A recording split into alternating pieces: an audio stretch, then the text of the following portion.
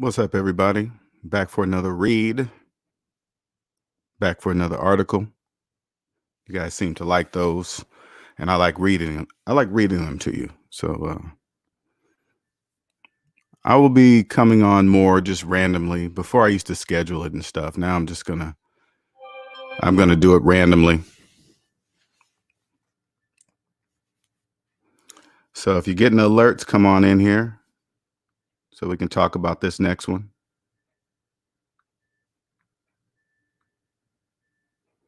Come on in. Welcome, welcome. We're going to read. I want you guys to see that title as you come in, and then we're going to talk about it. We're going to read an article exactly about that title. I'm going to simplify this process for you, so things can stop being so confusing when you start thinking about retirement and all that other stuff. What's up, Arcart? What's up, Dark Man? What's going on? I'm glad those alerts are getting out.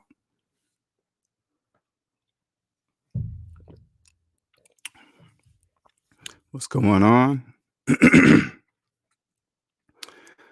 Things have been changing for me. I don't know why it's been like this lately, but it's been like this. I can't really explain that part. Now it's time to, for some reason, something inside of me is just saying now it's time to get down to business. All right. That's the best way I can explain that. Stop messing around. Something inside of me just keeps saying that. So give you guys another two minutes to get up in here so I can do the introductions.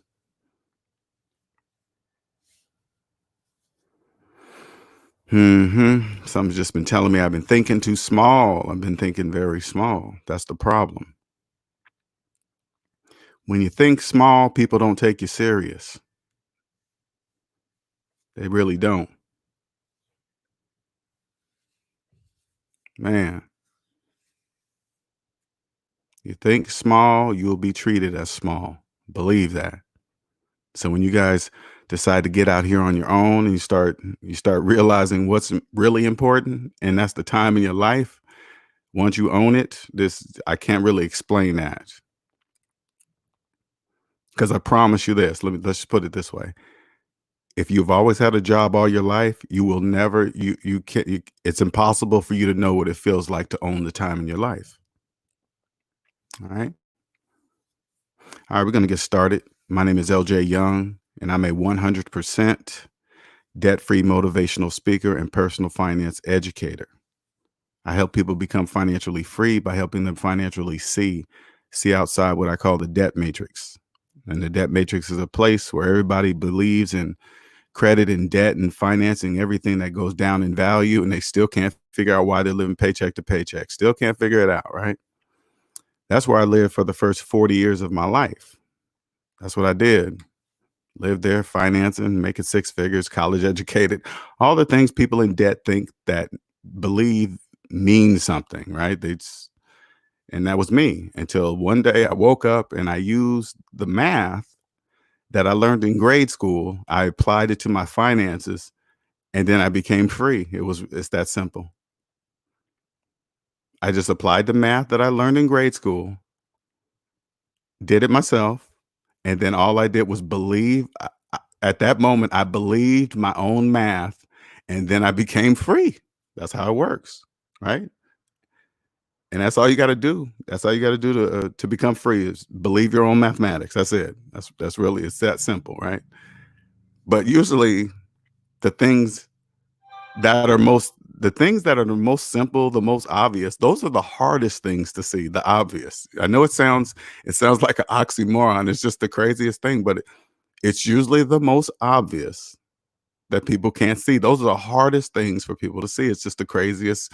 When you're on the other side like me, it's just crazy. It's just, I can't explain that, man. It is funny. It's like,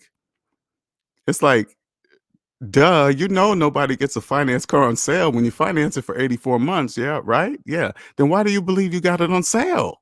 It's just it's just the most obvious. Like when you're on the other side of it, man, it's just crazy. Anyway, so now what I do, how to get you guys on the other side, I expose what I call glitches in the debt matrix, right? The glitches are things that don't make mathematical sense, but you still keep doing them, even though you know it's not true. It's not mathematically true because math and money are one. You can't have one without the other. You know, if math didn't exist, you wouldn't know how to count money because there would be no way to do it because you don't understand math. See, you have to learn it, but you got to know they're one, right? But the only thing that can separate math from money are feelings. But this is what I'm saying. Like when you get a 30-year mortgage and call yourself a homeowner. Well, you sit down and do the math. You're like, well, according to math, that's not true. The bank owns the house, so why are you calling yourself a homeowner? And then nobody ever says, well, yeah, that does make sense, but the obvious are the hardest to see. Okay, you get it? All right. So that's what I do. I expose those type of things so some people click and the majority don't. But listen,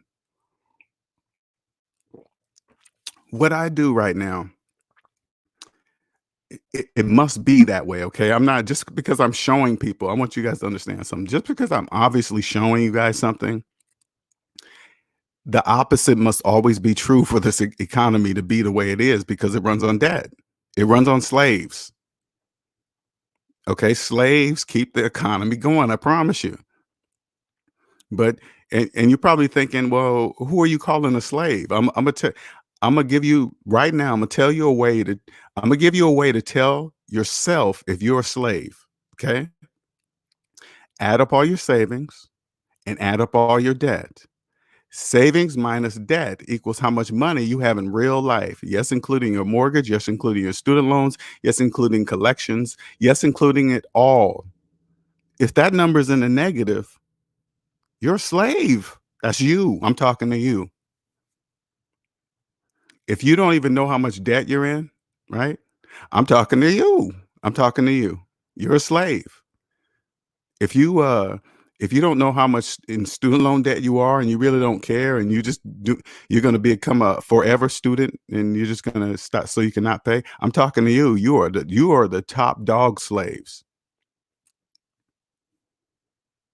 You guys have no idea. You guys in student loan debt, you guys are the main slaves. I promise you. You are the main slaves. You guys have accepted dying with debt. I mean, you guys have accepted it. I mean, if you're saying, "Hey man, I'll never be able to pay off that student loans," I'm talking to you. You are going to die a slave because it will be mathematically impossible for you to ever own all of the time in your life. While you're in debt, you don't. You are in debt. You are a slave. You guys have no idea what that really means. Now I'm gonna pull up this article here that the title of this video. First, I'm gonna read it to you. Then I'm gonna read it to you slow, and then I'm gonna let you see it with debt-free eyes, so you can see how simple this is because they make it complicated on purpose. All right, they make it complicated on purpose. So here we go. Whoops. All right, let me share this screen, and then we're gonna read this together. Okay. Because I know you guys are the majority of people in debt. They see this kind of stuff and they just don't understand. You know, they're like, "Oh my God, wow. Oh, should I? What's the big decision? Oh my God, wait a minute. I'm retired. She makes 150,000. Okay, here we go." So it's just they make it so complicated. Okay. And the only reason why it's complicated to you guys because you guys are in debt. All right. But we're gonna read it through like just I'm gonna read it in a way that everybody can see it as we're just looking at it. Okay. Okay. I'm retired. My wife isn't. How should we pay off our $60,000 mortgage before she retires? And I'm sure a lot of that captures a lot of people. Oh my God, I'm at retirement age. What should I do? You're right. And it just hooks you in. And they're only talking to the millions of people that they know are in this situation. So it's going to automatically grab millions of people, right? Automatically. Okay, this writing is a masterpiece. I ain't gonna lie. This kind of stuff this is what amazes me. Okay. All right, so get a couple of old people picture, older looking people, dressed up in gray beard, and just to get you to go along and say, "Wow, they look like retirement age," and that looks like when I look at it, like fake hair, dye gray, old look. Put some glasses on, okay, make them look older. It's so stupid sometimes when I just look at it's insulting. All right, it really is. It's insulting. All right. Anyway, it says, "Dear Market Watch." Okay, the all-knowing Market Watch. All right, cool. Why? Why? Because their name sounds cool. Market Watch. Well, duh. Okay, so dear Market Watch, I just recently retired at age 60.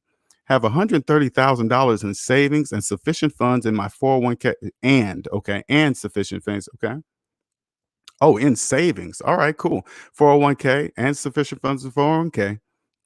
My current source income is a $4,600 month pension, and you got a pension. Okay, on top of that. All right. My my wife plans to retire next year. She makes $150,000 a year. Our only major debt, hmm, some slick words. See right here, my only major debt is our house. Why'd you add in major? Is it your only debt, or you're just your major, your most major of many? It's so God, the way they write. Oh my God, the way they write this stuff. This is amazing, man. You guys are good. Our house mortgage is, which we owe, is oh, I'm spoiling it for you. Let me stop. Okay, let me get back to reading normal. I apologize. I'm thinking out loud too early. All right. All right. All right. Okay. So, okay. This is funny as I don't know what. All right. Okay. My question: should I pay off using funds from my savings, using my or B, using my funds from my 401k, which will incur taxes? Okay. Okay. I'm sorry. I'm trying to. I'm sorry, you guys. I see things what they're saying in this thing. It just it's funny the way they word it. Okay. He says he has savings. Okay. Let me get back to reading norm. I'm sorry. And 401k, none of the above continue with, and none of the above and continue with my wife paying mortgage till she retires. Continue. Oh my God. Okay. Okay. Uncertain San Diego. Okay. Please don't make this thing so. Dear Uncertain in San Diego, congratulations on on your recent retirement and the fact that your only major source, they keep using that word major again, of debt is your mortgage. That's an accomplishment in entirety its own. Okay, I don't know what makes that an accomplishment, but okay. A $60,000 mortgage may seem like it needs to be repaid as soon as possible, but considering your monthly retirement income, your wife's salary, your liquid savings, and the retirement asset in your 401k, you may not need to rush to pay it off, financial advisors said. Why in the world would they? Oh my God. Okay, let me just read on, L. Read on.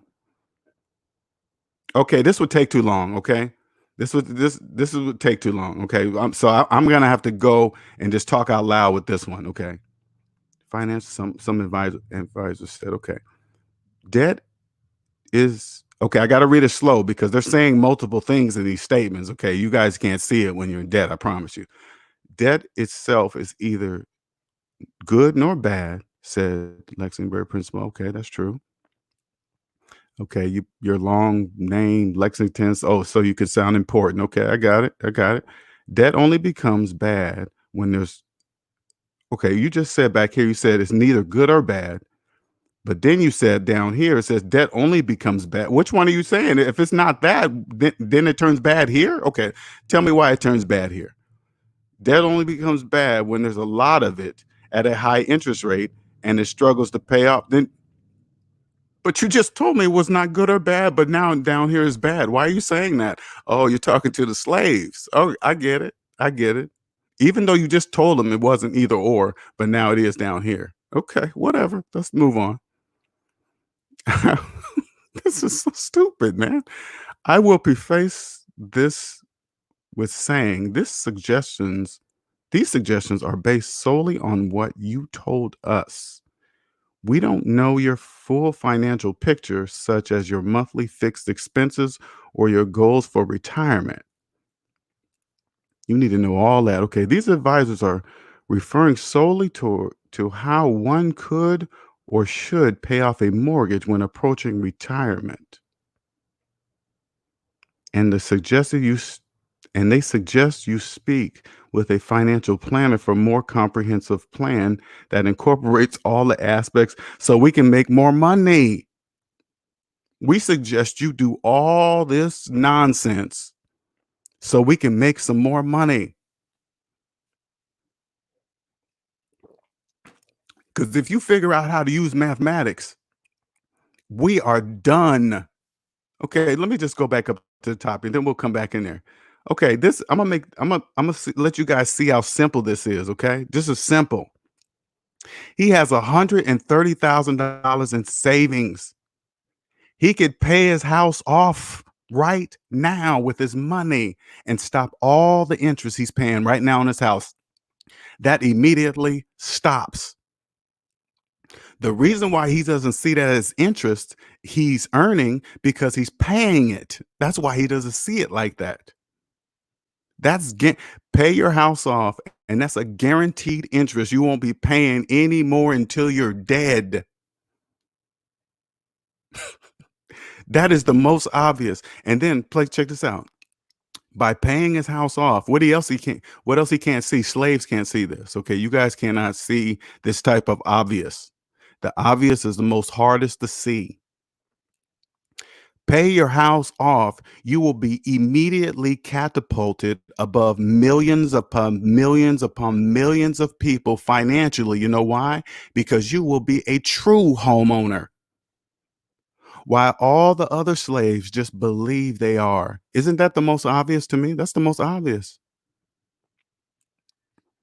Then he can be done. Now, if you just use plain math and just see that, and then you go back down here and read this stuff, what they're saying right here. I just use simple math. Be done. Pay your house off. Boom, you're done. You're set.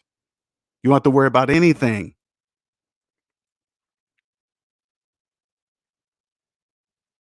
Where do we leave off here with this stupid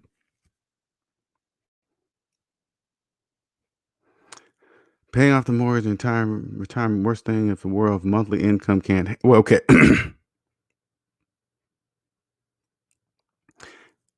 Da-da-da. I will preface this with saying the suggestions are based solely on what you told us. Okay, I read that. Okay, let's just start here. However, here's what the advisors I spoke with said. Paying off the mortgage before retirement is a noble goal. Hell yeah, because millions of people haven't done it. It's better than normal. It's phenomenal. But having some sort of housing debt when entering retirement isn't the worst thing in the world. Yes, it is. Oh my God. Who are you? You're talking to slaves. Okay. To make them feel better about keeping their debt. I got it. Okay. That's pretty cool. All right. I get it. All right. World is your monthly worst thing in the world if your monthly income can handle it. As long as your income stays the exact same until you're dead, you'll be all right. But a paid off house will guarantee that. But hey, slaves can't see that. Okay, whatever. Because nobody can predict their future income because it doesn't even exist yet. You got to make it now. But they don't know that. In some scenarios, it may even be better alternative using your nest egg to what are you saying here? Isn't the worst thing in the world. Okay, convince them to keep it. In some scenarios, it may even be the better alternative to using your nest egg. Better alternative to what? What? Alternative to what? Hmm. I would say that 90% of the time, paying off the mortgage provides more of an emotional satisfaction than a financial benefit. What are you?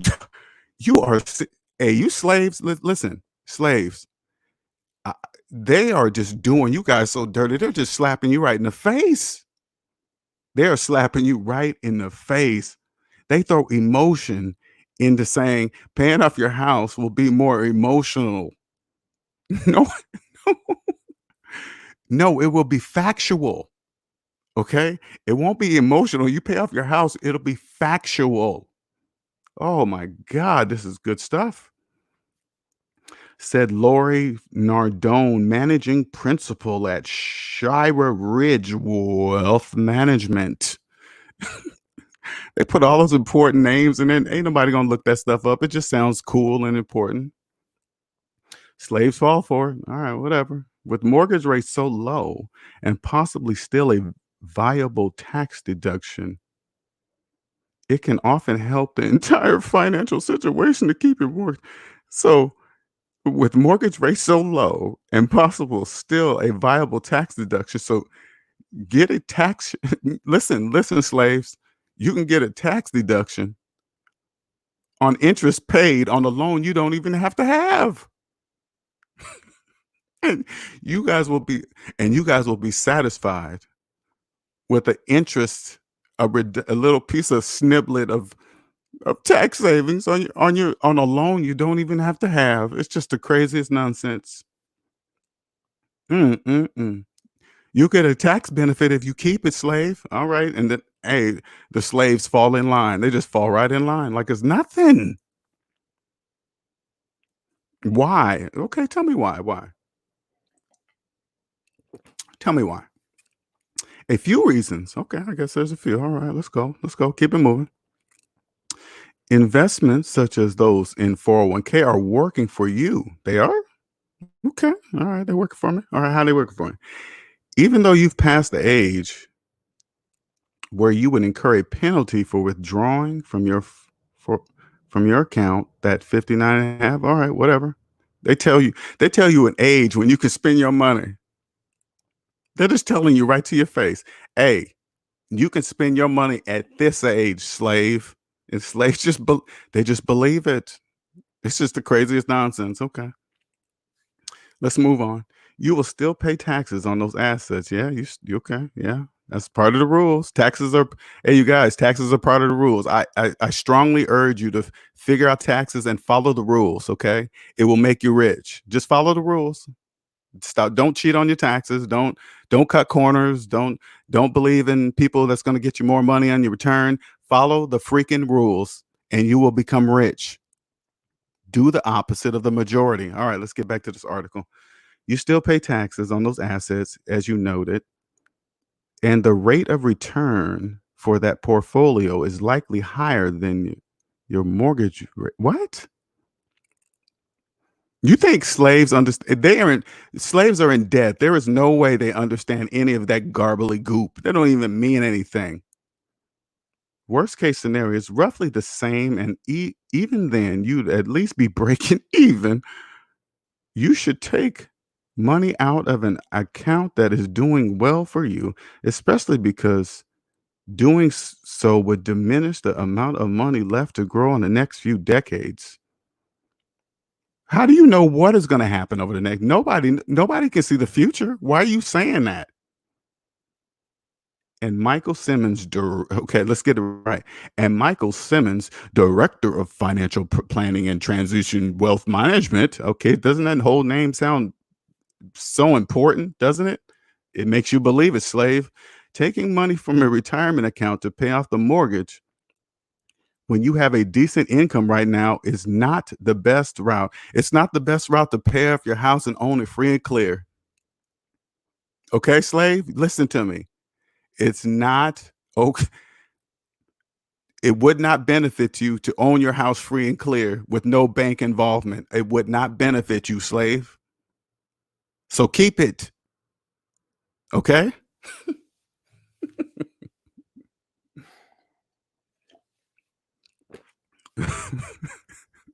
So, this is a funny read, man. You don't want to be, what do you say? You don't want to be house rich and cash poor. You don't want to be house rich. What's that mean? I don't want to own my house? What's that mean?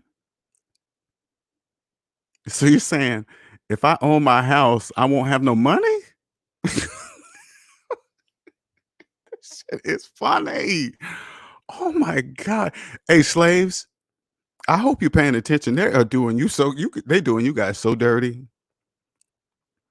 Said Joseph Romano, president of Romano and Romano Financial. You see the way I say their names? I want you guys, that's how I want you to feel their financial names. That's how I want you to feel it. I want you to feel how important it is. You could pay off your entire mortgage right now. You sure could. I told them. I told him that like 5, 6, 7 statements ago. Sure did. Right when he asked the question, pay off your house. Done. Let's go. Next. You could pay off your entire mortgage right now with your liquid assets and savings, and that could leave you with about $70,000 in those assets alone. Is that enough for you in the event of an emergency, such as a medical? Oh, here's where they throw in all the this is where they throw in all the coulda, woulda, shoulda happens, coulda, maybe, sorta, kinda, will, or maybe, but 9 times out of 10 never will. All right, here we go. Emergencies such as a medical procedure or a big roof repair or to meet some other sort of something that comes out of nowhere that maybe might happen never, like any eventual taking any eventually taking a nice vacation. Oh, you can't, you want to go somewhere, or gifting that money to a loved one, or a charity one day. Man, these writers are good. You will be able to repay your what? Okay, what are you saying there? You will be able to repay yourself in your savings account so that you have a comfortable amount of money in there as you did prior to pay. What? Are you guys just throwing in stuff? Okay, wait a minute. Okay, here's all the scary stuff. Okay, you said scary just came, lightning might get you. Okay, gotcha. Like eventually taking a nice vacation or gifting some money to somebody one day, you'll be able to repay your, okay, whatever. All right. There are a few factors you should consider before determining if having a mortgage in retirement is a bad thing. There they go, using bad. They just told us way back there that said bad or good. That's what the professional said. Debt is not good or bad, but here they are using it again. Why you keep adding it when you want to add it, but back here you told us it's neither one. It just you slaves, they're doing you guys so dirty. Oh my God, they're just slapping you right in the face. Okay. Said Kevin Gahan, an advisor and principal at Private Ocean. Okay, all right. Such as, are the payments affordable in retirement? Is it productive debt? Meaning, is it building your equity? God, you guys are they just throwing in everything for you to keep that mortgage. God damn, they be throwing in so much stuff. What if this? What if productive debt? What if it's building equity? They're saying that because they don't even know it's not their house. So they got the slaves believing, so the slaves believe that it's their house with a mortgage. And since they believe it's their house with a mortgage, they're also going to believe that equity is theirs too. God damn. That is brilliant. How does the mortgage benefit you at tax time, such as any tax deductions it may offer? Will keep your savings in your possession, give you financial flexibility should you need it. And how much time do you what the longer the remaining loan term, the greater the argument of retaining but restructuring the mortgage versus paying. Oh my, Mm. They make it sound so they make it sound so good to keep your mortgage. These writers are amazing. Let me tell you about something. Let me tell you about these writers. Of course, this is my opinion, okay? This is just my opinion. You guys don't understand what type of writing this is. You don't even get it, especially if you're in debt. I can say this out loud. If you're in debt, you can't see what's being wrote here. You just can't see it. I'm trying my best to translate it for you, and it's only for a few to see. Don't get me wrong, and I'm not sharing a secret or nothing like that because it's the obvious, right? It's obvious, okay? You're just choosing not to see it. So nobody's hiding anything from anybody. So don't start thinking that there's some hidden message like that because it's obvious. I'm proving it to you with mathematics. You're just choosing not to believe your own math. It's really that simple, okay? Refinancing the mortgage is one.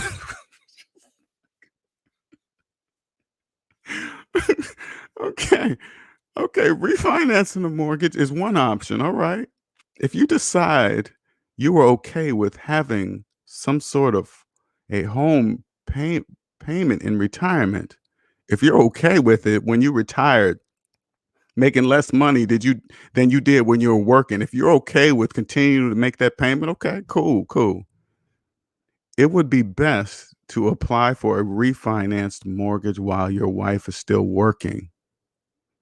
Now they throwing in the common thing where the woman stays home, stops working. They just throw it. Wow. Damn, that shit is amazing. Stuff that they know is already programmed in dudes' heads already. Simmons said banks and lenders prefer working with clients who are still earning income, even if they have a sizable amount of money in savings, he said.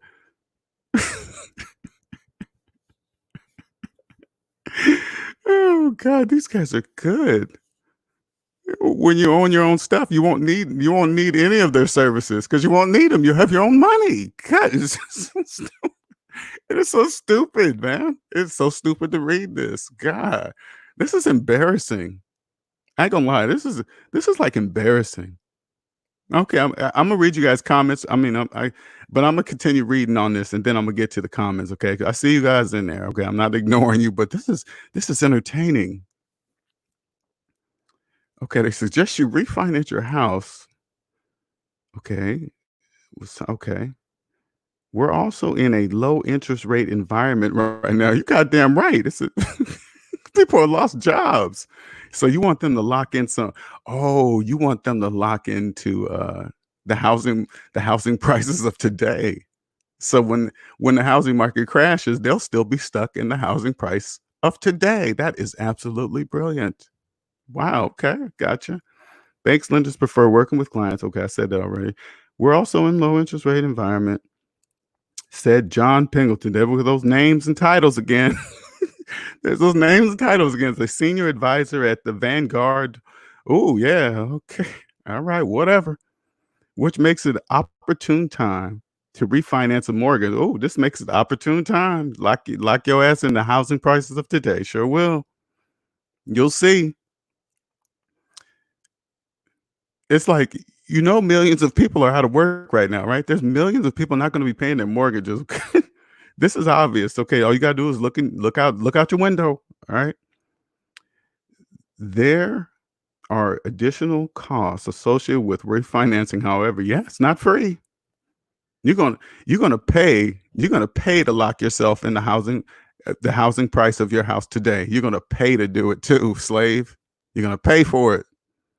So you should weigh the pros and the cons of that decision. Well, what are the pros and the cons for paying off your house and not doing it? Let me hear it. And determine whether it's even worth it based on what your interest rate is now versus what it will be when refinance. You pay your house off, it won't be no interest rate. It won't even exist. Oh man, these slaves, man, they be just like kicking you guys. Do you guys hear your chains? You don't even hear your chains, do you? You want it because you don't know what a chain rattle is, all right? And we're gonna get back to this article, but I want you slaves to understand something. Don't think of a chain rattle as like when you hear in movies, like ching ching, you think of slave movies. I'm not it's a link, but it's not like that. Okay. This is the this is the link, this is the chain rattle link for you to understand what if you're wearing chains, right? If you're running from bill collectors, that's the sound of your chain.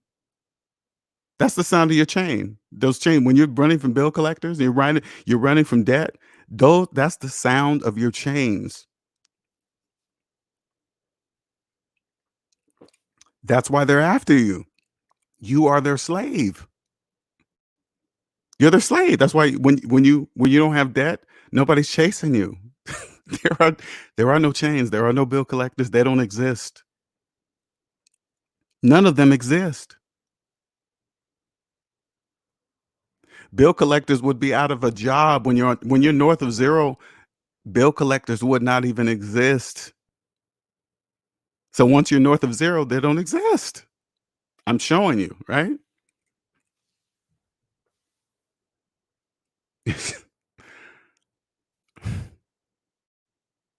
I lost my train of thought. Let's get back to this thing here. Okay. Let's see what else they're saying. Okay, they're throwing big names. Nathan Burns, president of this, chief officer of that, financial, put it at the end. The less you take out, the less in taxes due, she said. Paying off the mortgage before or right at retirement is also there you go, putting in feelings again. There they go, they're putting in their feelings in mathematics. See what I told you guys earlier? Math and money are one. The only thing that can separate math and money are what? Ta-da! Feelings. So here they go, throwing it in there. Emotional decision. Okay, well, if you believe it's an emotional decision, that means you're doing the wrong decision because it's emotional.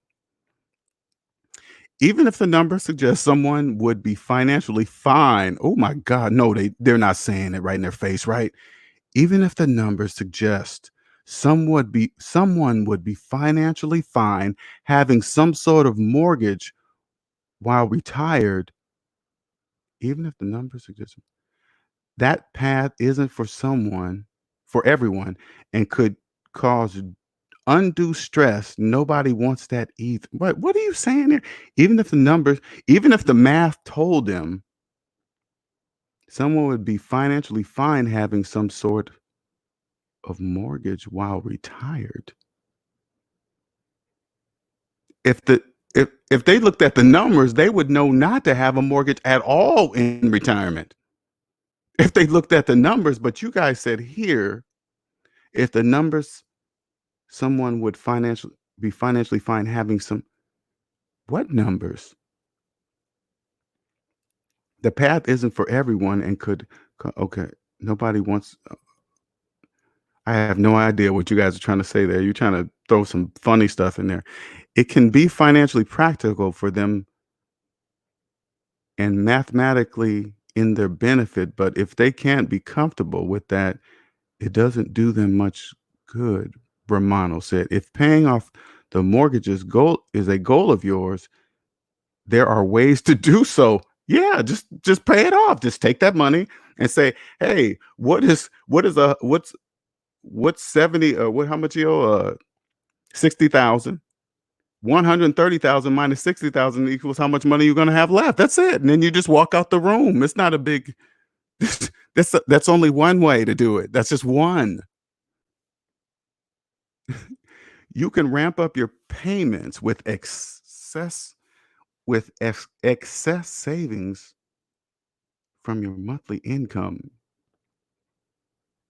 What the hell is excess savings? I've never had excess savings. What's that mean? I've never walked, I've never opened my account and said, damn, I sure have excess savings. I've never had that happen in my life. And I doubt if I ever will. I've never said, have any of you guys said that? They open your bank account and said, damn, my savings account sure is in excess. Have you ever what the I mean, like, what are you talking? Okay, whatever, right? All right. You should also take a chunk of your liquid assets to pay most of that mortgage and then pay off the rest while your wife is working, for example. If you do the latter, try to use money that's earning at a low try to make sure you use borrowed money at a low rate of return, such as money from a money market or regular savings account.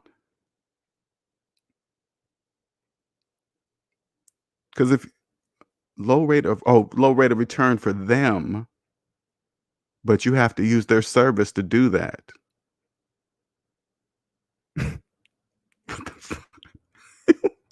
All these complicated ways where you can just pay off your mortgages, you can be done with all that. You don't everything I'm reading to you right now, you can be done with all that. You don't even need to know any of that. You just pay your house off and then you own it.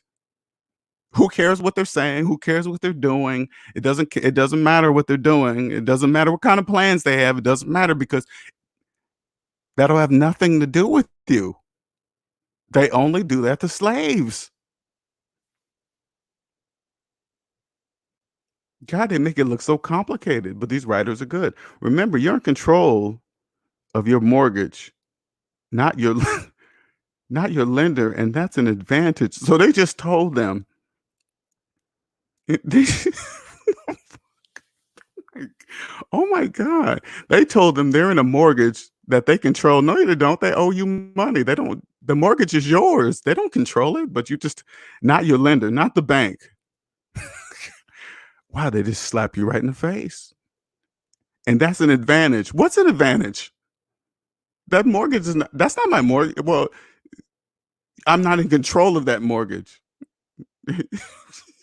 You're not in control of it. That's why you had to go there. That's why you had to go to the bank to get it. They had them. And then you signed your life away to it, and you said, "Hey, they just didn't give it to you. What are you talking about?" But anyway, and Romano said this, right? Romano said, and that's an advantage. What event? What? Romano said your payment is the same in the first month of having a mortgage as it is in the last, which means your inflation adjusted dollars used for the cost of living and purchasing power is outpaced your mortgage payments. Being in control instead of the hands, being in control instead of the hands of the lender also means you have the ability to ride the mortgage out until the very end. In many cases, pay it off faster than what the this man right now in this article could walk to the bank, get some money, and say, pay the house off and go right back home. He doesn't have to do any of that. Any of that. And this guy supposed whoever this made up person is in the picture. I'm just assuming that it's people in the picture. That's what they want you to believe, right? This whole story could be made up. Anyway, it probably is. I don't know. It's my opinion, right? It just doesn't make any sense. I mean, I see no, don't get me wrong. I see its purpose. Okay, please don't misunderstand me. This writing's important. Okay, there must be slaves. All right, I'm not exposing anything, but I'm just showing you something. Okay.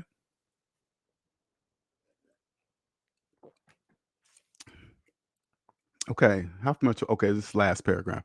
If paying the mortgage off before retirement is something you think you have to do, but you don't necessarily want to do, if paying the mortgage off before retirement is something you have you have to do, but you don't necessarily want to do with your savings or retirement assets.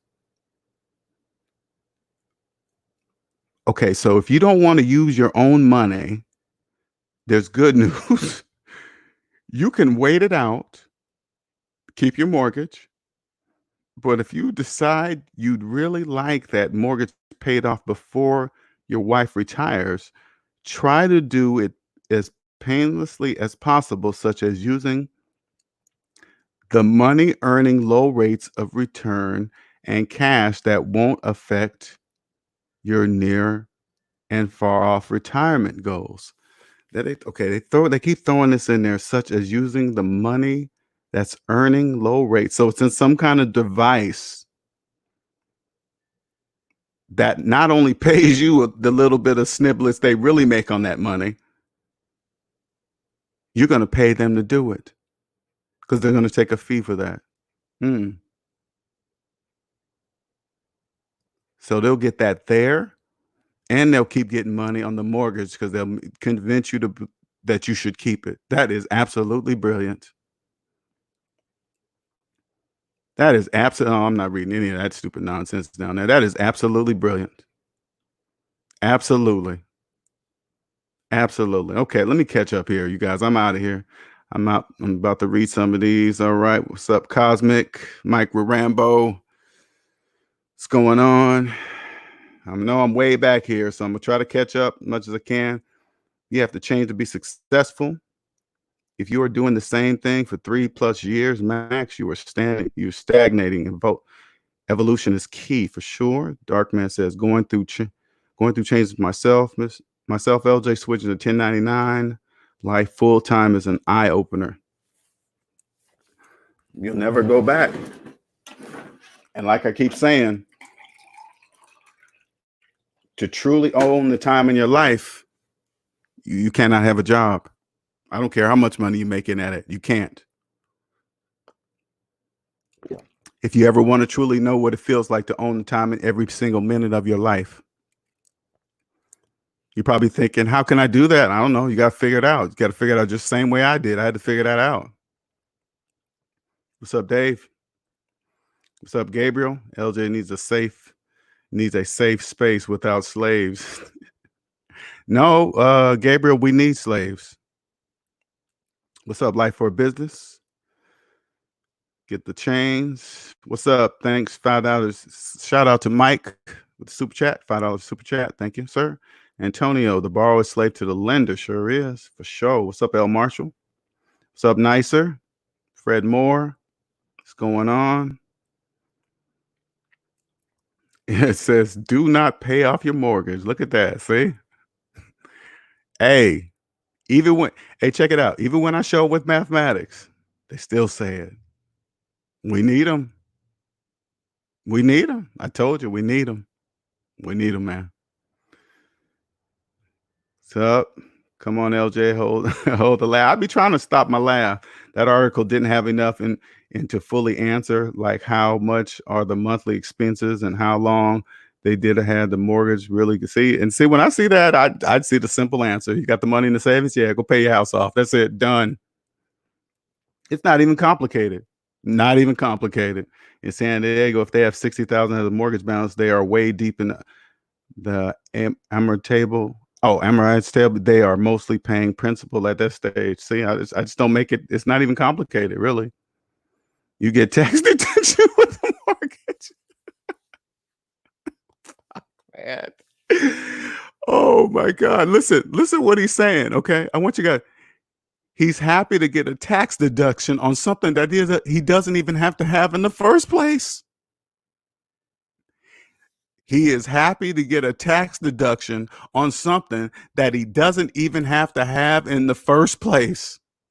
Oh my God, this is powerful stuff, man. I hope you guys are paying attention. Oh, interest is tax deductible. Listen to the 3 stages.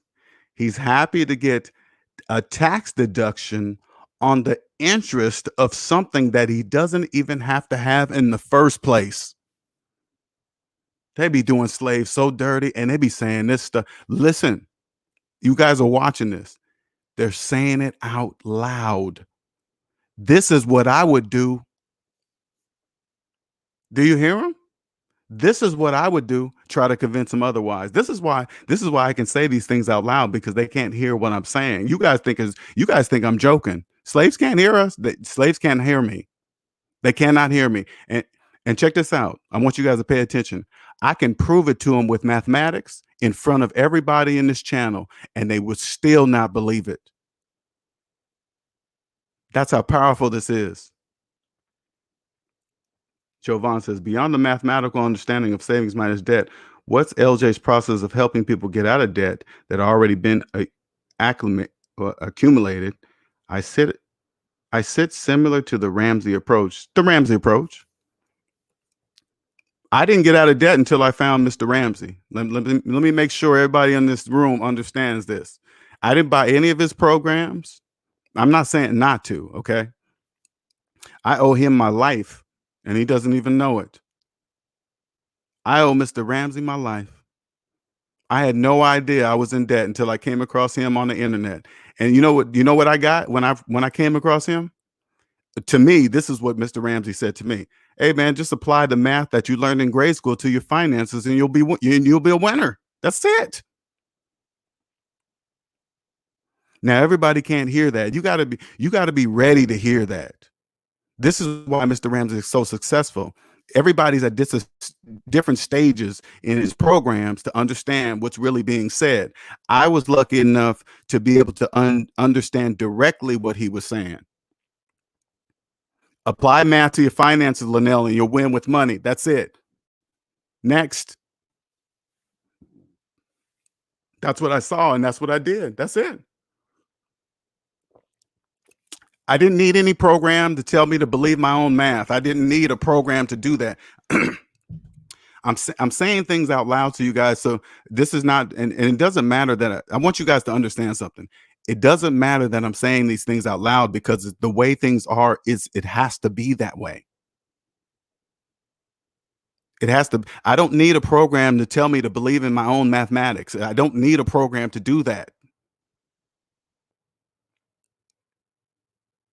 I don't need, like, for example, if I put 10,000 minus 50,000 in the calculator, I don't need somebody to say, hey, Linnell, do you believe the math that you just put in your own calculator? I don't need to pay somebody to do that. That doesn't even make any sense.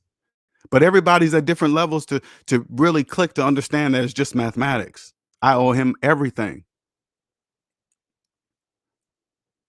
Just don't look, just don't stop. Let's just read this out loud. I want you guys to see how the slaves, they just try to defend it, even though my math is right. And you know what? I can make the slaves agree with me. They have to. They have to agree with me. Because if they don't, and you guys, because math is emotional. If you're watching somebody, right? And you're looking to see if that person's math is right, you guys will emotional be out of it. You're just going to be looking at him to see if his math matches your math. And all I would have to say to a slave and say, hey, if there's a house that's $300,000 and somebody walks with $300,000 and gives it to that person, gives it to the bank or whatever, and another person finances for 30 years, do they actually pay the same price for the house? The answer is no. All you got to do is do the math and say, no. And then I would ask a slave, is what I just said correct? They will tell you yes. And then they'll say, yes, your math is correct, but, and then it will continue on. There is no but. That's it. There is nothing. Math is an exact science. Gabriel says LJ should make a financial making fun of slaves. I don't really want to, I want Gabriel, honestly, I don't make fun of them because they're choosing. This is what allows me to remove feelings. I know when people come to my channel, they think, oh, he's talking about people. No, I'm not. I'm not talking about anybody. They're choosing not to believe mathematics. That's a choice. That is a choice. They're choosing not. Hey, I can show a person, hey, according to math, you're really not a homeowner, right? They will say yes, but I say, do you believe the math? They'll say no, I still believe on the house. Okay, then you just chose not to believe it. That removes your feelings. So you're not really talking about them because they're choosing it.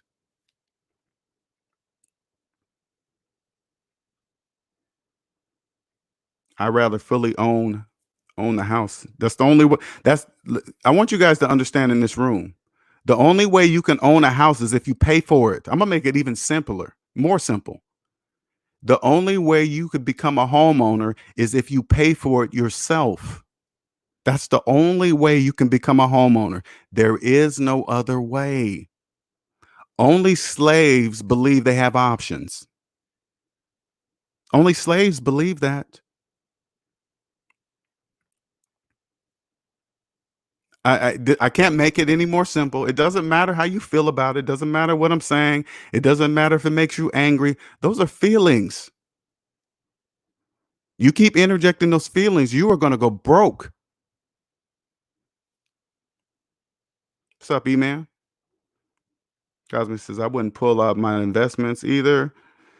If making 150,000 would extra principal.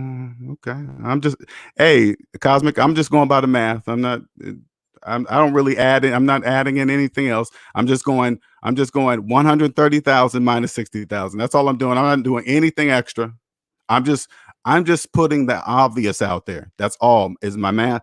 130,000 minus 60,000 is what he will have left with a paid off house. I do that in a drop dead of a second. But that's me. I just use math. It just makes sense. What's up, Joseph? Going on? What's up, Andre? Welcome. Only those, only for those with 2020 vision. You guys have no idea. The majority of you guys don't even know what that means, what 2020 is. Now mm, the whole 2020 thing makes sense to me now. Everybody knows 2020 vision is perfect vision. That's what this year is. That's exactly what it is.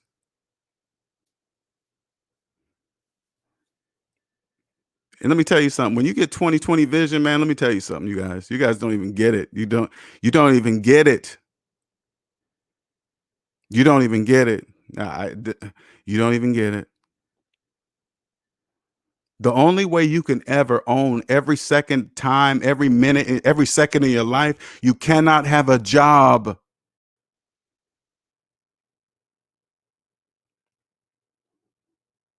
You cannot have a job. If you ever want to know what that feels like, and you cannot be in debt. You cannot. Those are the two. You know how hard those two things are? Most of you guys think that's impossible. And here I am doing it right in front of your face, doing it.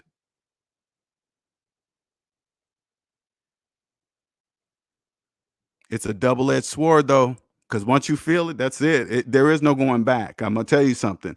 There is no going back.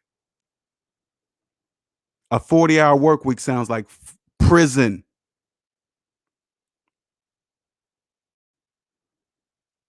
When I see, oh my God, you guys don't even, when I even think about that, I can't even imagine living out the rest of my days at a job till I'm 65 or 70, retire at the age that they tell me that I can retire at. I can't believe I allowed that. I let some outside entity outside of myself tell me the age I can retire. I cannot believe, I cannot believe I am so much smarter than that. I was a slave. Hmm. This 2020 vision, you guys don't even get it. You don't even get it. You don't even get it. And I didn't mean to go off on this tangent, but I want you guys to understand something. When you own the time of your life, you know how valuable it is, every second of it. You do. You guys, you youngsters, man, when you guys go into jail, man, you don't really understand what that means.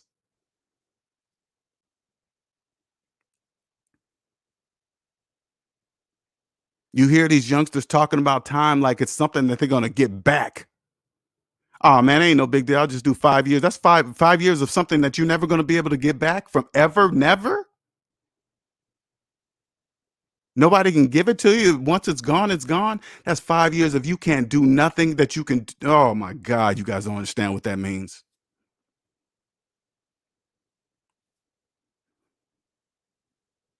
You get out in these streets, man, you start trying to sell them drugs, man. This is way off, man, but I'm just feeling you try to sell them drugs. All you got to do is say, hey, man, what happens if I get caught? Oh, you probably get 20 years. 20 years? For what? Some paper? For some green paper? Hey man, if you do that, you're gonna get 5 years? For what? For how much? For some green paper. You don't even know what that means. You don't know what that means.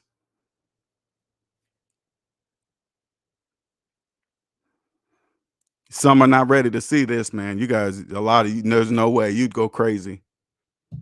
This this what's happening. This has to come in stages. You see that? You see the way I read that article? That's embarrassing. That's embarrassing that I couldn't see that. That's totally embarrassing. That's embarrassing.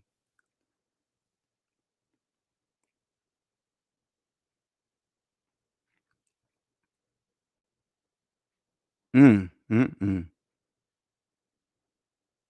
mm. What's up, Hassan? Shout out to Mike Rambo for the super chat. Thank you, sir.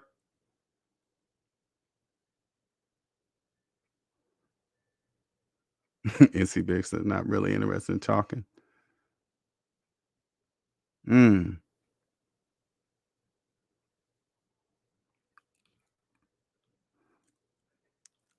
Man, you guys don't even get it, man.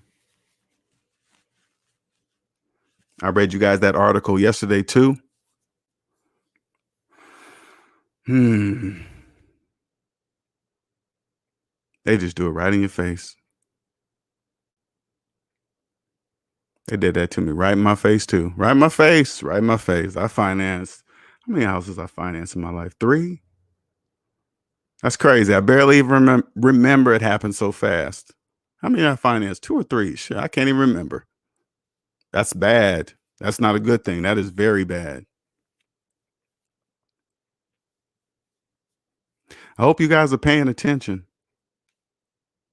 There's only one way to buy a house. You. There is no other way. There is no better way than you. Once you understand that it's you, you'll stop thinking something outside of you was better than you. You'll stop thinking something outside of you will pay your house off faster than you. All your money source comes from you.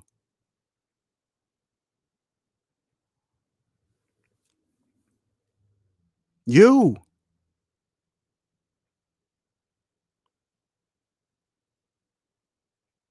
Mm, mm, mm.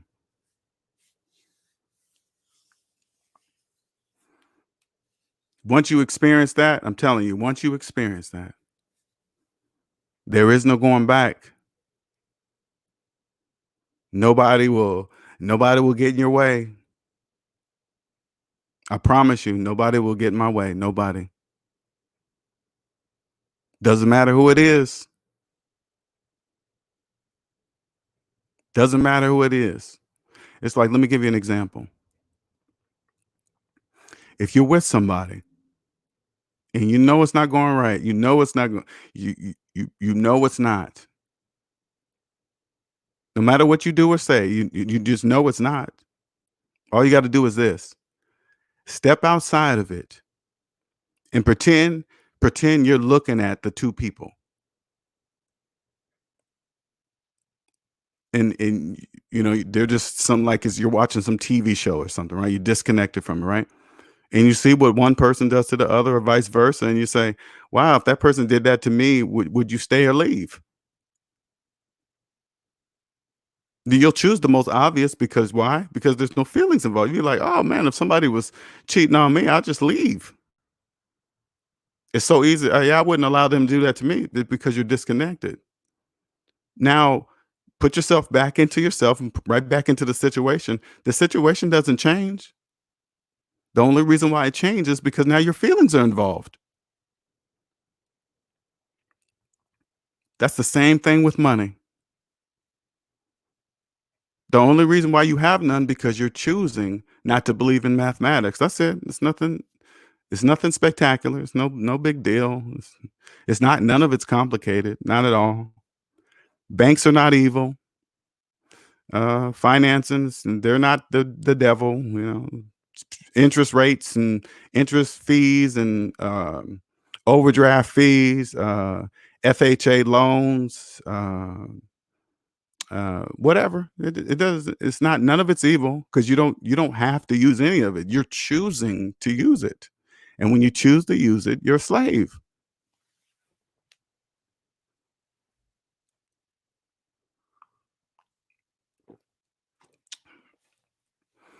What's up, Wayman? What's up, Brittany? Hello, nicer. And that's gonna be a. Let me tell you something. I strongly suggest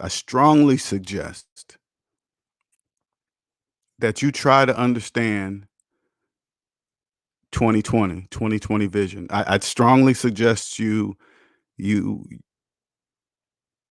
try to just believe your own math. It really is that simple. Just believe your own math, and you'll be free. You'll be. It's usually the hardest thing is the most simplest thing, but again, it must be this way. I want you guys to understand something. It must be this way. I'm just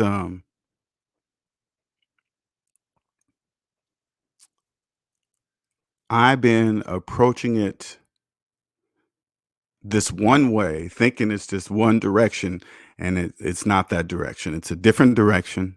I don't know what it is, but it's definitely a different direction. I'm gonna share that deeper in the members only. But it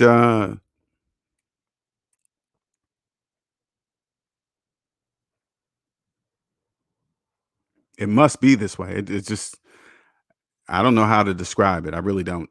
It's very difficult to describe. Um, there are clearly rules. There's rules that when you're in debt, you can't see them. You'll never see them.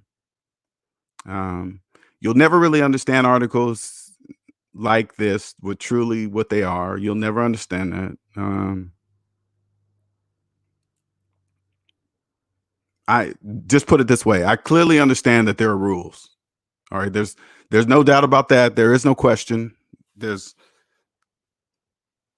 there's rules, and let me give you guys a hint of a rule. Okay, just it's a rule that's important. Taxes, right? You do tax evasion, you can go to prison. I mean, you didn't kill nobody, you didn't rob anybody, you just didn't pay your taxes. You go to prison. Doesn't that sound pretty important to you? And again, there's another thing right there. I want you guys to understand something, right? Don't don't risk going to prison over green pieces of paper. Don't do that. That's an important piece of the puzzle. That's why you can get something taken from you, which is what? The time in your life. You can get it taken from you if you mess with this rule. See, these are the obvious things. The obvious thing, hey, time is the most valuable thing on earth, right? What do you mean? Yeah, you can't get more of it ever. Once it's gone, right? You know that, right? Yeah. Then why are you treating it like that? I don't get it.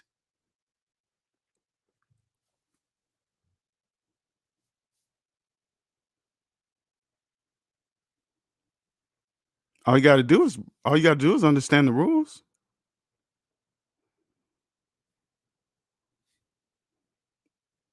Like Cosmic says, there's different levels to this. Most definitely, yeah, it is. Each level is different. It's new. It's like let me okay. Let me show you guys something. I'm gonna just when you're in debt and you see a person like me quit $160,000 a year job, uh, having worked a traditional job in like 4 or 5 years, uh, uh, doing whatever he wants to do, and he's not even rich. I mean, to achieve that alone, that's like if I was in debt working a 40-hour year job and I saw somebody do that, I probably wouldn't believe him. I would think, oh, somebody helped him. Somebody gave him some money somewhere. There is no way. Instead of saying, "Damn, he did that," I would have. If I was in debt, I'm just telling you. That's how I would look at it, right? But but for somebody to see me in real life do that, they'd be like, "Damn, I wish I could do that." I know what that feels like. I know what that feels like. That's got to be a huge, just to quit your job at $160,000 a year. Quit your job, Linnell. Yeah, I quit my job. Yeah,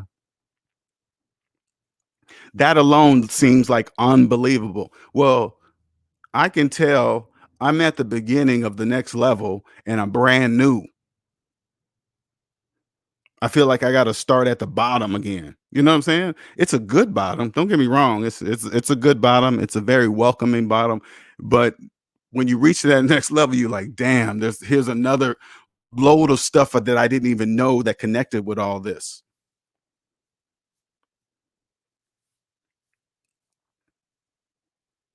You guys know, man.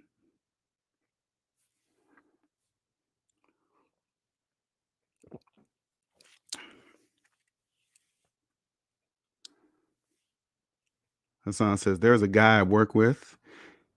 He got finance car and all the office is still working from home, including me, because he needs to drive his car. He's gonna back to the office. He didn't tell me that.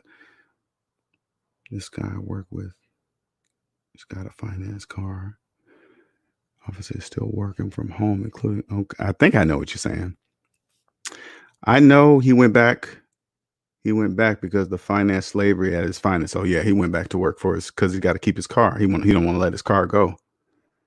Yep, there are rules and levels to the game for sure. What's up, Wayman? Darkman says, LJ, every morning after I work out, I sit on the porch and enjoy my tea. I never would have done that if I worked my 9 to 5. Never. Keep doing those things. Keep doing those things, Darkman, and say to yourself, each time you do them, you say, man, I never could have did this if I still was doing that job.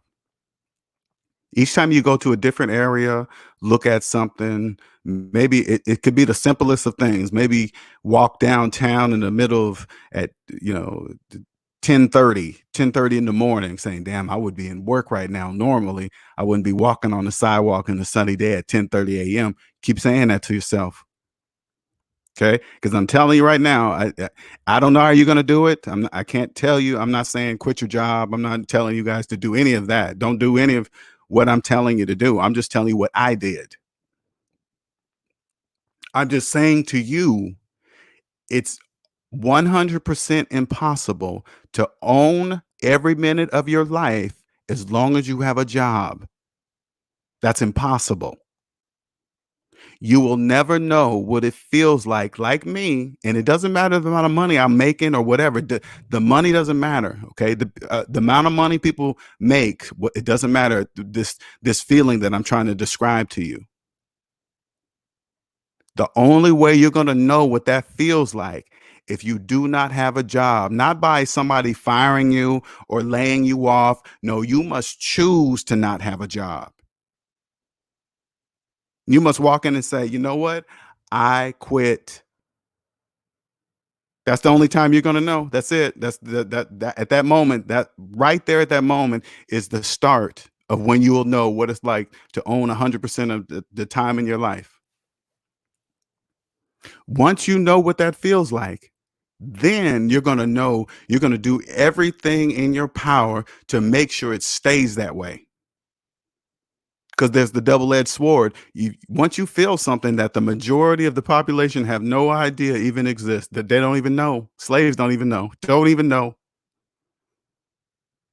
They think slaves believe you have to be rich to understand this feeling. No, you don't. You just don't have to be in debt. Don't be in debt.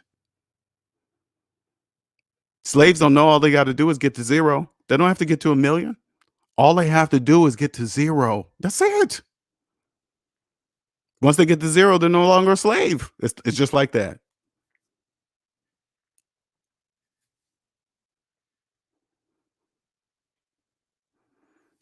Karen Jackson said, "Damn, you shouldn't have quit." What do you mean? Shouldn't I don't get it. Should not have quit. I don't get what you're saying by that. What does that mean? The ultimate level is to get money leveraging others. where you don't have to do much because others are doing the work for you, where are not even touching the principal, just the interest. True. I'm just talking about personally. That's all. I'm just talking about personally. Personally owning the time. I think I do thank the universe to that I got to experience this once in my life, because I'm experiencing something that millions will never be able to experience. Never. They'll never be able to experience it. They don't even, the majority of slaves don't even know it exists. They have no idea.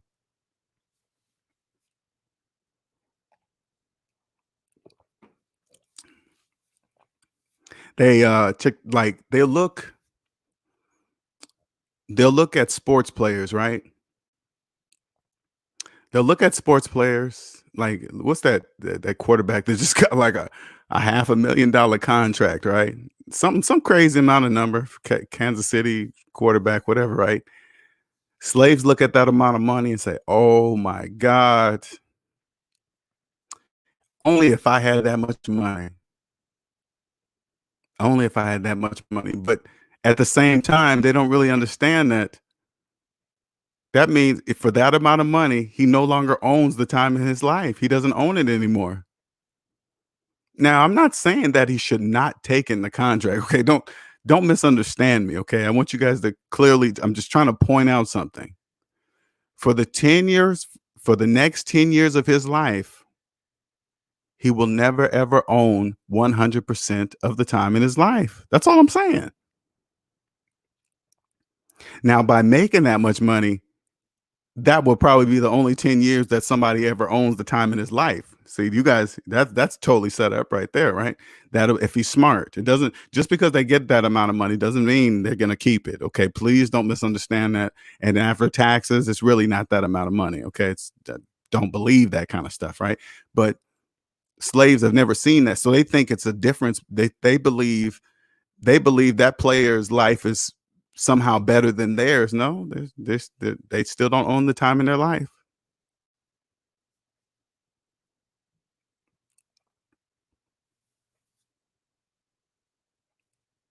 Not many will feel that, and I'm grateful that I've gotten the chance to do that.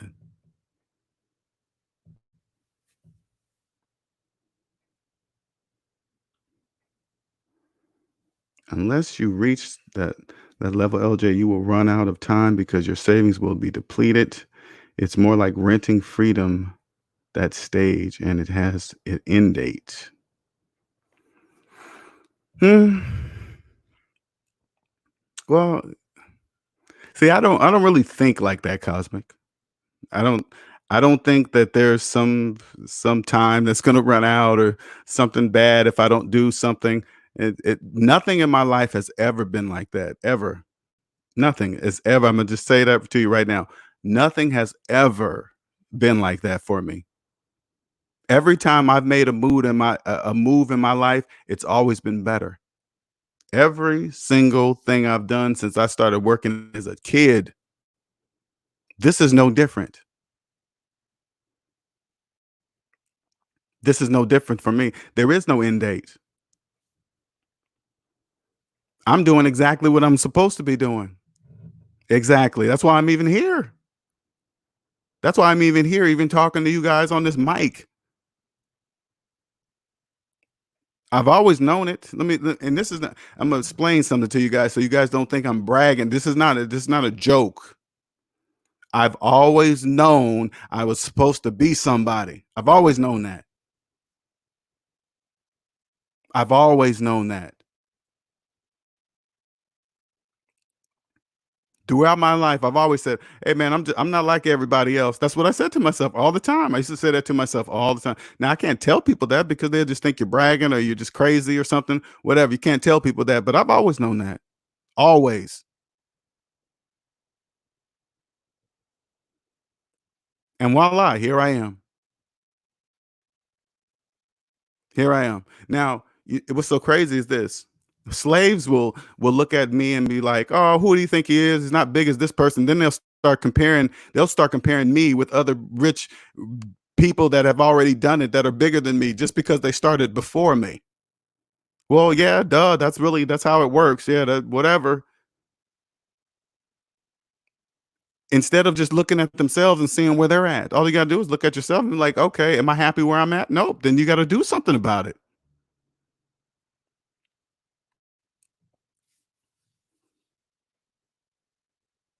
Everything, everything I'm telling you comes back to yourself. Everything I'm telling you.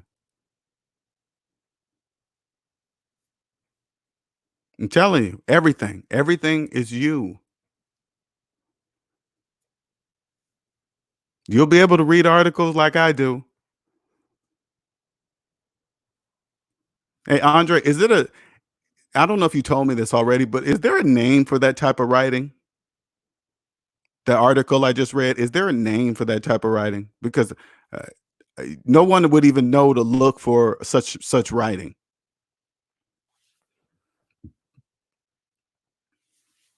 How do you even they got to be able to look for writers like that. I mean, they got to ask for them by name. What is that name? Hey, I need somebody to be able to write the obvious without making it obvious. Does that's what I'm thinking. How do Hey writer, do you know how to write the obvious without making it obvious?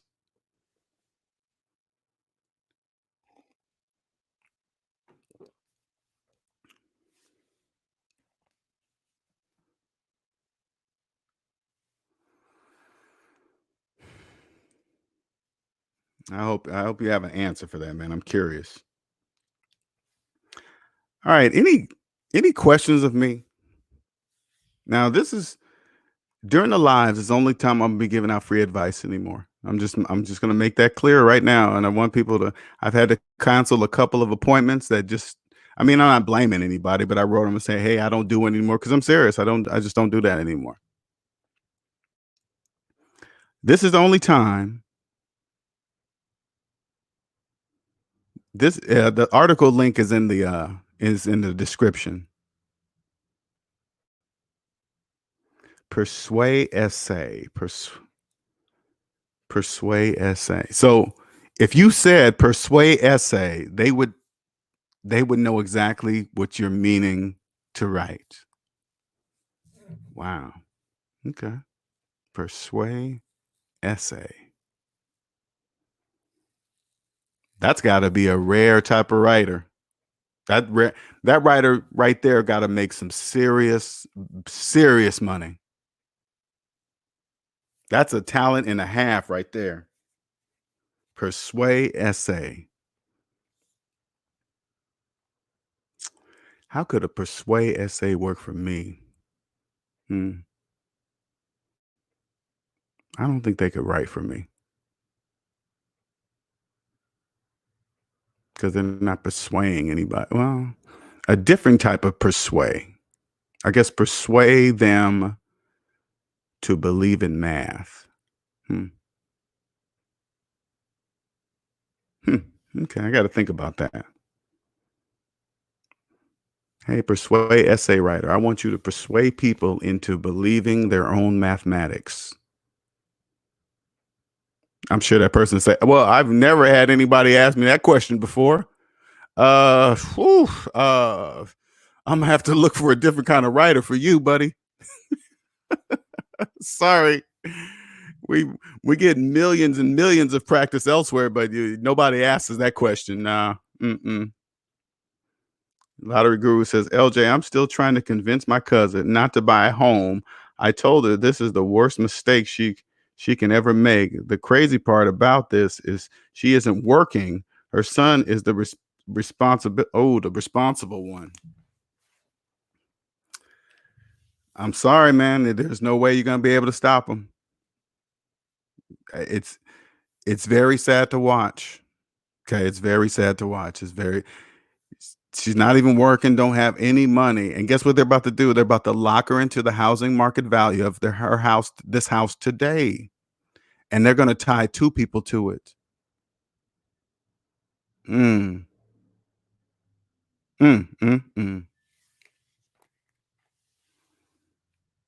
They're gonna you can't you got to just watch because the majority, listen, the majority must be that way. It's very important. Just go to Facebook, go to Instagram. You'll see slaves locking themselves in all day, every day. They have no idea what they're doing. Nothing. They have no idea what they're doing. Not a clue. They're not realizing why they're getting such awesome interest rates. They don't understand why they're getting such great, awesome car deals right now. They don't even get it. Don't even get it. Tell them they don't have to make their first, don't worry about the first 3 months of payments. All they're doing is pushing it to the other end. That's it. They're not getting anything for free, but slaves don't even know that. All they care about is what they see right in front of them right now. That's it. They're doing the same thing with the house, all while they have a finance phone in their hand. Mm, mm, mm. Gabriel says, LJ, I get that feeling of giving up your time in your business. Yeah, get that feeling, man. You do. Andre says, that was sales copy, in my opinion. Sales copy? What are you talking about? Talking about the article?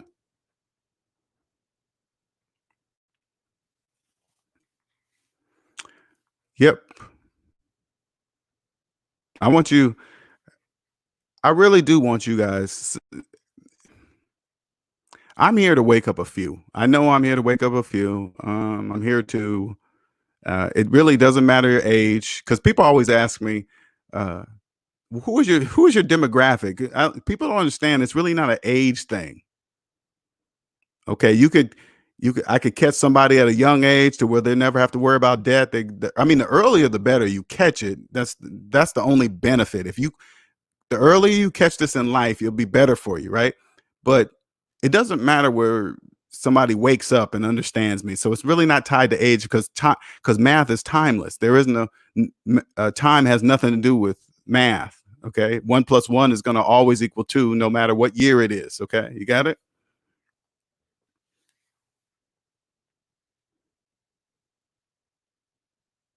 What did it say? So it's really no age group, right? It it's embarrassing. That's what it is, really. I'm embarrassed, man. I am totally. I ain't gonna lie. I mean, not anymore. I'm just saying I'm embarrassed for the me back when I was an engineer making six figures. I'm embarrassed because I was a smart. I consider myself a smart dude, man. I don't know how I just did not see that. I just don't. I don't know. All I had to do was just believe my own mathematics, and there was I mean, I think about, there's been a couple of times that were like wake up calls, that there was this feeling that I got, like, and this is the times. Okay, I'm gonna give you the times of an example of the feelings that how I feel today. A few times in my life, I would pay for an expensive item cash, and it would be a feeling like, oh yeah, I mean, I would even say this out loud, oh yeah, I own this, or I remember one time I bought a car with cash. It was a cheaper car, but I paid for it in cash. I remember driving away saying, yeah, man, I ain't got no payments. Ooh, I remember saying those things to myself, right? But then I would get tired of the paid off car, or I would start looking around. People would look at me. Oh, look at LJ with that old car, and he's got how much, he must not make any money. Look at his car. So they would associate my car with me, and then I would get the the women and all this other stuff. So I would go out and finance a car to make it look like I had money, which put me in a worse position than before. Even though I said to myself back when I had the paid off car, oh my God, I was so happy about not having payments. I said it to myself out loud, but yet I go and do it again. It just didn't make any sense. So I'm embarrassed.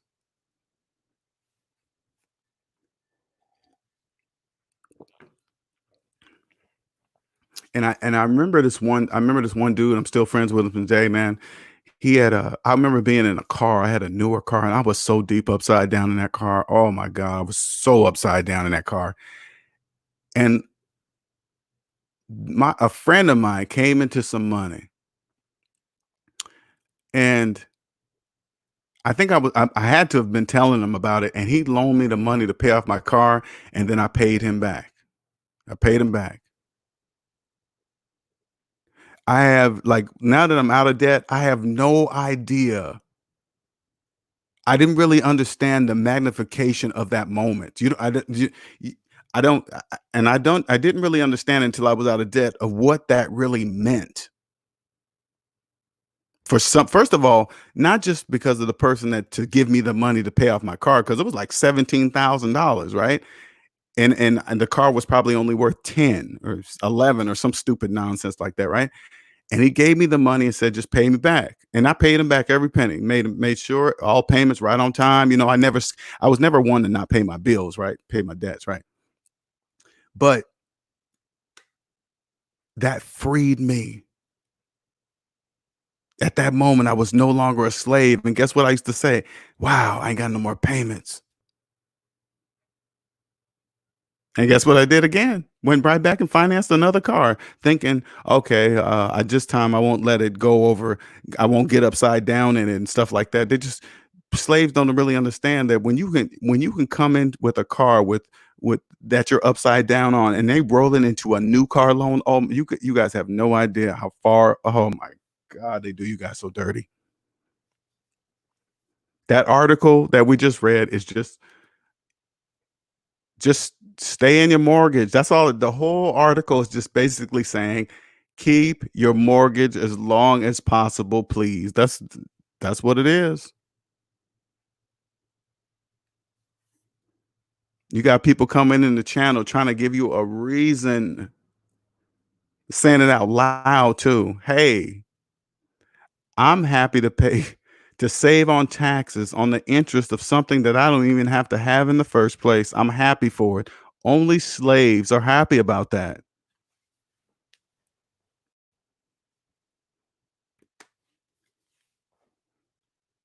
Persuasive writing intends to convince readers to believe in an idea or opinion and to do an action. Mm, mm, mm, mm.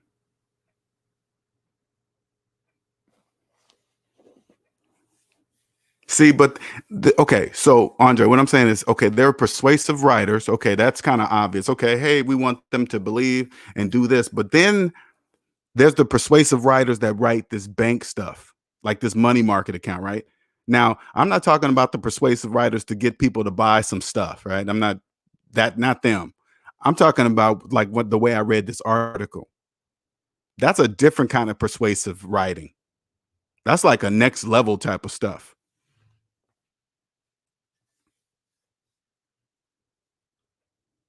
Well, in my opinion, I guess that's just. I mean, I don't know how many levels there are, but maybe it's just that's just my opinion. Andre says many writings such as criticism, reviews, reaction papers, editorial, proposal, advertisement, and brochures use different ways of persuasion to influence readers. Hmm. Gotcha, gotcha. So there's different. Wow. I mean, I never really thought about it, but yeah, I never really thought that the stuff I'm reading, somebody wrote it. Doesn't matter who it is, somebody wrote it. Don't matter what you read, somebody wrote it. And if they're an awesome persuasive writer, you are putty in their hands. Mm. That skill must have that has to pay some big money. That has to pay some big money. Not just the regular persuasive writer that writes to sell shoes and clothes and watches and all that stupid nonsense. I mean, persuade people to finance all that stuff. I'm talking about like the big ticket ones, like houses, mortgages, and damn, they. I mean, let me think about it. I'm thinking about it. So they convinced me that it was okay to have a mortgage for 30 years. They convinced me to be happy of writing off the interest of things around a home I don't own. They own it the whole time, and I pay to keep it fixed. Hmm. They convince me the equity in the house is mine that I don't even own. Hmm. With no money of input of this house at all, and they convinced me that I bought this house with no money of my own, and convinced me I was a homeowner. They did. Mm. And when I pulled out that equity, they convinced me the money that I was pulling out was mine, even though I knew I was paying it back with the interest rate. Oh my God. Oh. Mm. Mm. Mm. I am so embarrassed. I am so embarrassed. Mm. You don't have to persuade anyone, LJ. Just present the math, and the math will speak for us. Exactly. Yeah, you're right. I agree with that, Nicer. 100%. You're right. They either believe the math or not. I don't have to persuade anyone. You believe your math? No? Okay, well, that's it. See you later. Hey, you want to help out of debt? Yeah, here's the math. You believe it? No? Okay, see you later. Next. Here's the math. You believe it? Yeah, okay, step over here. Here's the math. You believe it? You believe you're a homeowner with a 30-year mortgage? Yeah, step over there. Uh, you believe the equity in the house is yours that you don't even own? You didn't have no money to put down on it? Yeah, step over there. Step over there with the millions of others that believe the same thing you believe. That's why they write articles like this. Lies by omission. Hmm. Hmm. Interesting. Chair says, my peer stated he bought a house and we told him he just had a 30-year bill. He couldn't get the FHA because of debt, so he settled for a program that excluded, oh my God, that excluded credit history to get the house. Okay, I want you guys to feel what this person just did. You you guys hear me talk about slaves? That's that's like that's like slave. Mm.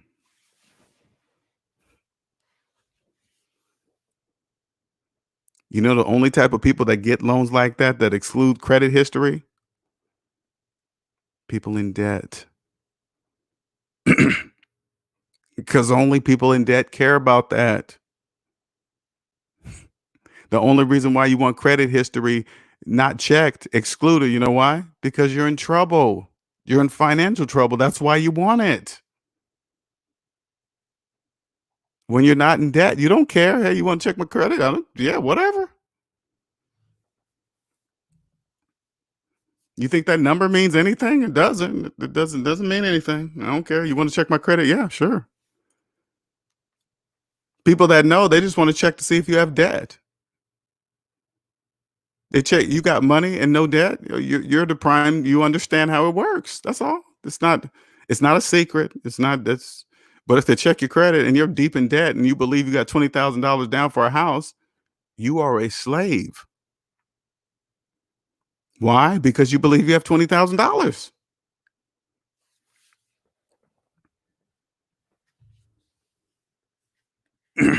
You're trying to get a house. You want credit history excluded, and you have no money. What type of loan do you think that person's going to get? What type of home loan do you think? You guys have no idea what's in a contract like that. You guys have no clue what's up in there. You know how I know that for a fact? Because only body with no clue would ever get such a loan. Only people that don't understand how it works would ever in a million years get such a loan.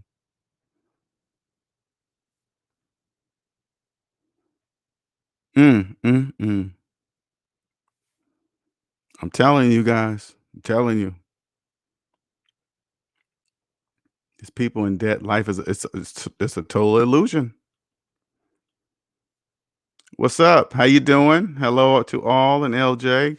Can you can't beat yourself up too much. Mistakes are lessons, not punishments. At least you learn. Yeah. Oh yeah. I'm grateful for my lesson. Don't get me wrong. It's just when you reflect. And I have 2020 vision. I understand that.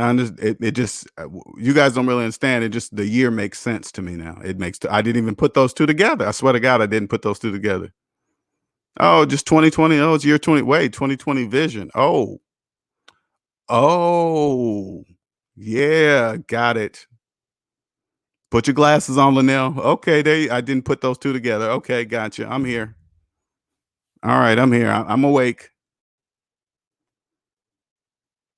Honestly, this really explains. It really does explain the feeling that I got when I decided to quit my job. I can't really explain that feeling to you guys, but something inside of me told me, "Hey, it's time to quit. It's time to quit now." Something said it's time to quit, and it's time to quit now. And you ain't got no debt. You have no excuse now. I removed debt first before that feeling came. It has to go in that order because if it would have came in the opposite order, I would have thought that voice was crazy. Hey man, you need to quit your job now. Well, I got car payments, house payments, and all these credit card payments and gym payments and all this other payments, right? But it came after I paid off my debt. As soon as I paid off my debt, the voice said, "Hey, it's time to quit your job now." And I was like, "Oh, what about what?" And then the voice was like, "But what? What about what? What about what? You have no payments. What are you talking about? There's nothing there. You got money in the bank and you have no payments. You have no reason not to quit." So I quit. That's why if you believe, like if you hear $160,000, you really believe that's a lot of money. But who are you comparing that to? Compared to who? Your neighbor or all the people at your slave level that believe $160,000 a year is a lot of money? All those people? Isn't Jeff Bezos to showing you that it's unlimited? I could have swore Jeff Bezos was doing that. Oh, you believe Jeff Bezos is some kind of special dude, alien, some kind of some. He's just a regular person that knows something that the average person doesn't know. It's not special. He just knows something. That's all. It's nothing. It's not a big deal.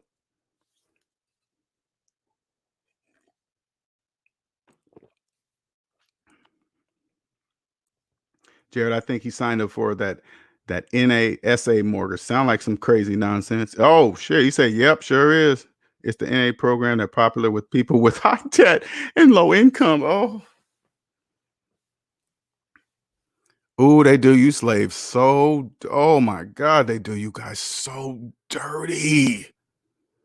And when I say dirty, I'm not saying that they're doing something to you on purpose. Okay, it's not. I'm not saying that they're bad. I'm not saying the NACA is doing anything evil. It's not like that. I'm just saying if you just did the math, you would say, "Oh, there's no way I'm going to use that program." What are you talking about? That makes no mathematical sense whatsoever. But then you don't turn around and say, "Hey, you're ripping me off." You can't say that because all you had to do was do the math and you could see for yourself. They're not doing anything. They're showing you the mathematics right in front of your face. Before you sign that contract, they're showing you all the numbers. This is required by law. Show the people the numbers. And then slaves don't care about numbers. They're in debt. It doesn't matter, right? So they just sign it and then they walk around walking away believing they're a homeowner when they're the furthest thing ever from ever being one.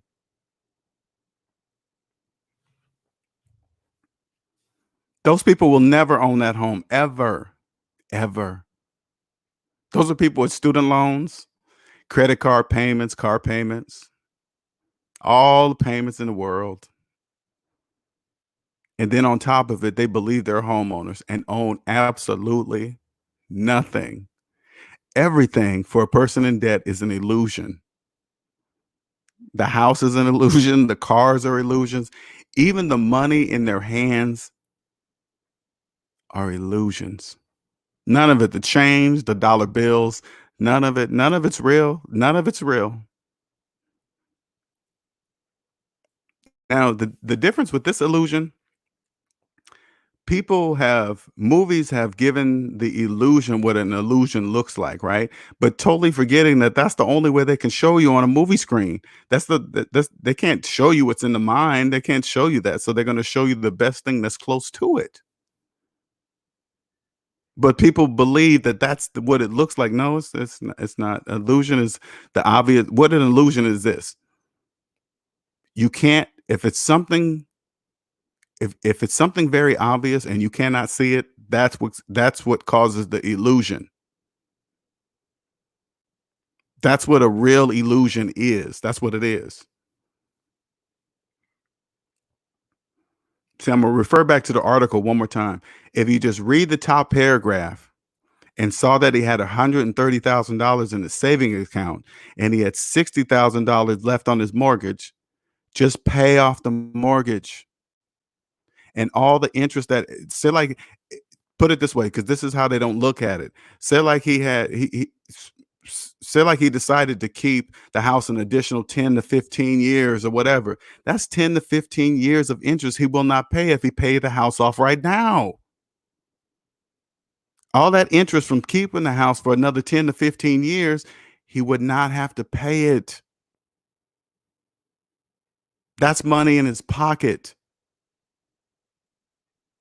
That's called phantom income. How come I can say it out loud right now? You can't see it if you're in debt. So it doesn't matter what I say out loud. You can't see it. It doesn't matter.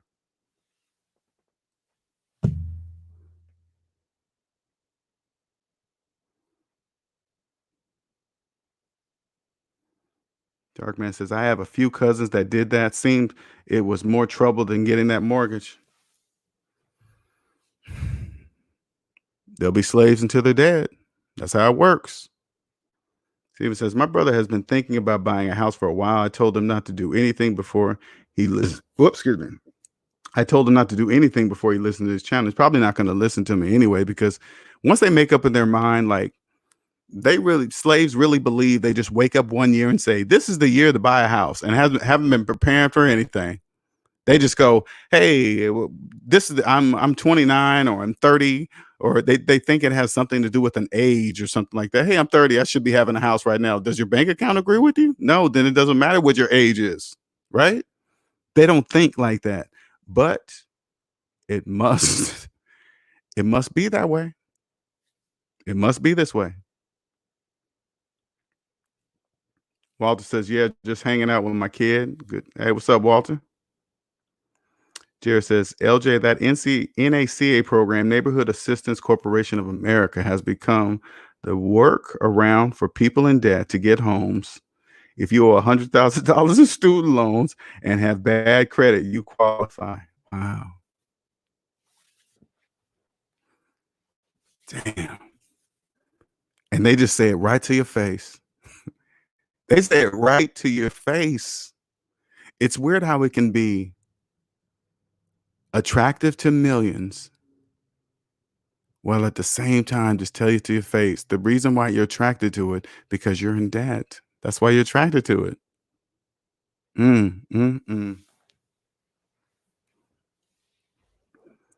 If you got bad credit, student loans, you qualify. They don't ever stop and say, wait a minute, why do I qualify for that? Why? Because you're in debt. You're a slave. So you want to live the dream, that the dream so bad that you're willing to finance it, but totally forgetting that in order to live the dream, you must be asleep, and you are asleep. If you walk away with a NACA program and you're happy and you believe you're a homeowner, you are dreaming. You are 100% asleep and don't even know it. Don't even know it. Telling all your friends, tell them what you did. Oh yeah, they accept people. They don't really care about your student loans. They don't care if your credit score is bad, and just sucking them all in, just getting all the people just like you, getting right into the program, just sucking you right in, just like a freaking vacuum cleaner. You guys don't understand. This system is this is the shit. I don't really cuss that much. This system is the shit. And you know what? You know what? This is what I'm telling you. I'm just saying something to you, okay? So you can understand it. This was a thought in somebody's head. One day, somebody thought of this. This system was a thought in somebody's head. Somebody said, "How can I create a system that will do this, that, and this, that, and this, that, and then, and we'll leave it up to them to govern themselves. And then, but if they mess up, we can step in when we feel like it." Who thought of that?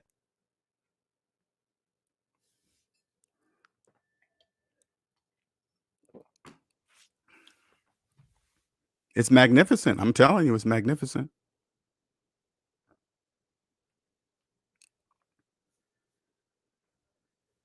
Teach people math and then somehow convince them not to use it. God damn. That's psychology at its finest. Oh my God. When Dave Ramsey said just use math on your finances and that's it, man, that's it. I was free. You see that smile on my face right there? I was free, man. Free.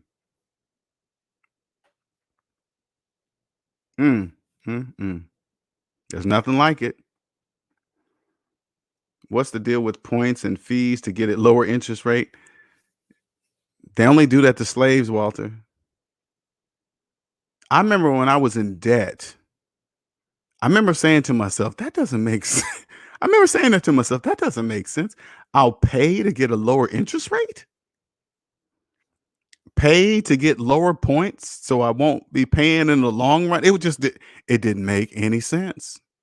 It didn't make any sense. You know why it doesn't make sense? They only do that to slaves.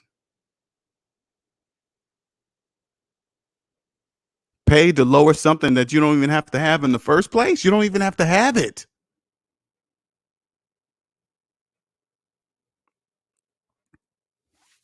And then you're gonna pay for something that you don't even have to have. They do slaves so dirty. Ooh, God. I ain't gonna lie, you guys. They got me. I remember doing something like that one time, pay to lower my interest rate or pay to pay down points and stuff I never even. I was like, that doesn't make any sense. Yeah, because it doesn't. The reason why it doesn't make sense because it makes money for them, slave. It's absolutely. It's still brilliant though. It's still brilliant. Jared says they put you on a savings plan to see if you can save a certain amount within a year, and then you get a voucher to get the home with no credit history required. They put you on a savings plan. And I'm sure that's not free. I'm sure they tie that into the loan. They got to tie that because they ain't hiring people to teach them stuff to make more money off them. So those people are paying for whatever they're teaching them. They put you on a savings plan to see if you can save a certain amount within a year. Interesting. Just like a child, just like a freaking baby. Hey, I'm gonna put you on this budget, okay? All right, and you got to follow this, okay? Just don't veer off, all right? Because you're gonna get in trouble. It's just the stupidest nonsense, like a baby. Mm, mm, mm. Oh shit, that's probably NC Bigs. That's probably below subprime. That's probably subprime. You guys don't you don't know what level of mortgage that is when they don't check your credit history, and you got bad credit.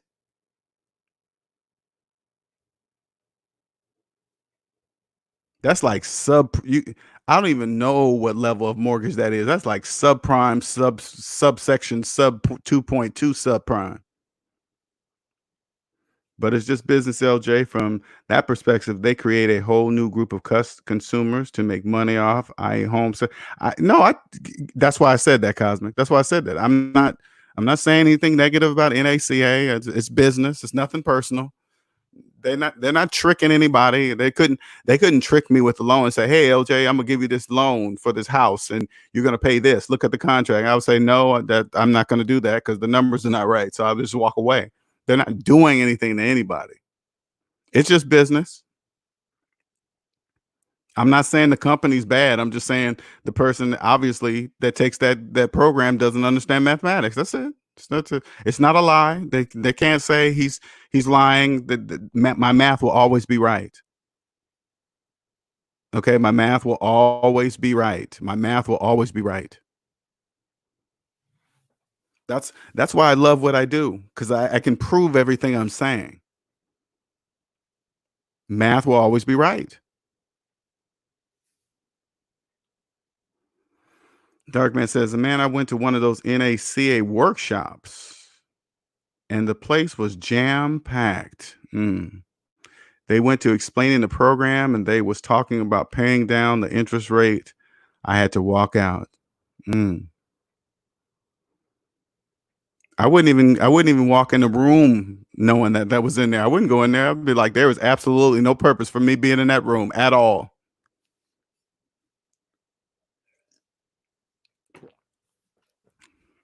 I wouldn't even want people to accidentally see me walking. Hey, LJ, you coming from that room? Hell no, I ain't coming from that room. No, I was just walking past that room and I saw the sign and I started running because I didn't want anybody thinking I was walking out of that room.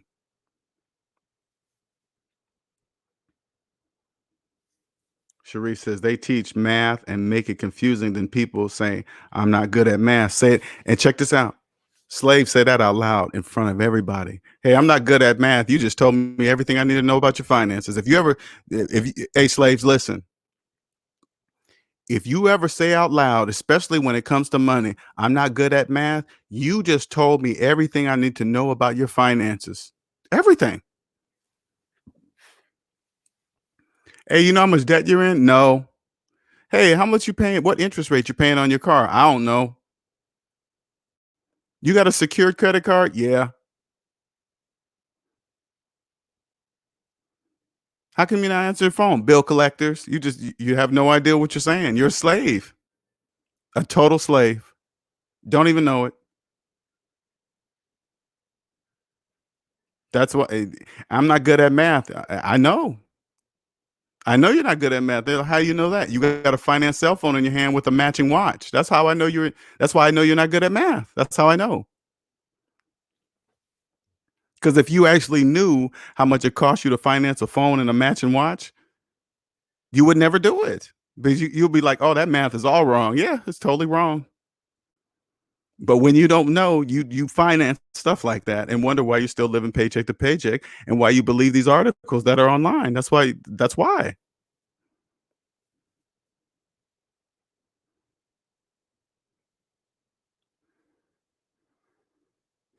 Sounds like they are just forcing people to save up for a down payment while making money, and they're making money somewhere. Cosmic, that ain't free. None of that is free. They're gonna pay for it. That's got to be. I'm telling you, Cosmic, that's got to be like subprime loans. They don't even check your credit history, low income, bad credit. Oh man, yeah, that's like you. I would equivalate. I'm saying that wrong. No, let me not do a comparison. I'm not gonna do that. I'm gonna just stick with the math. My math is always gonna be right. Period.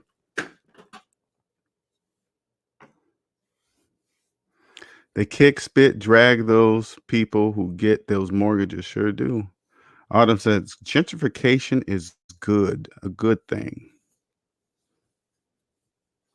I know they. Nah, I'm not gonna touch on that. I mean, I don't want to. That's too much, too many opinions. I don't really talk about things with people with opinions. Opinions can't interject with mathematics. I'm not saying anything with you, Autumn. I'm just saying in general. I don't like talking about topics that people can just put in their opinions about something. I just stick with math. I know lots of people who say they're not good at math. Oh, a lot of people say that. A lot of slaves say that all the time. They say it out loud. I'm not good at math. I'm not good at math. I'm not good at math. They just keep saying it out loud. I'm not good at math. Okay. All right, slave. I know you're a slave. How you know? You just said you're not good at math. That's how I know you're a slave. I hope you slaves are listening. I really do. I hope you guys are listening. You're a slave. If you don't know the interest rate on your car loan, you're a slave. If you don't know how much that phone costs in your hand, you're a slave. Sure is. That phone owns you.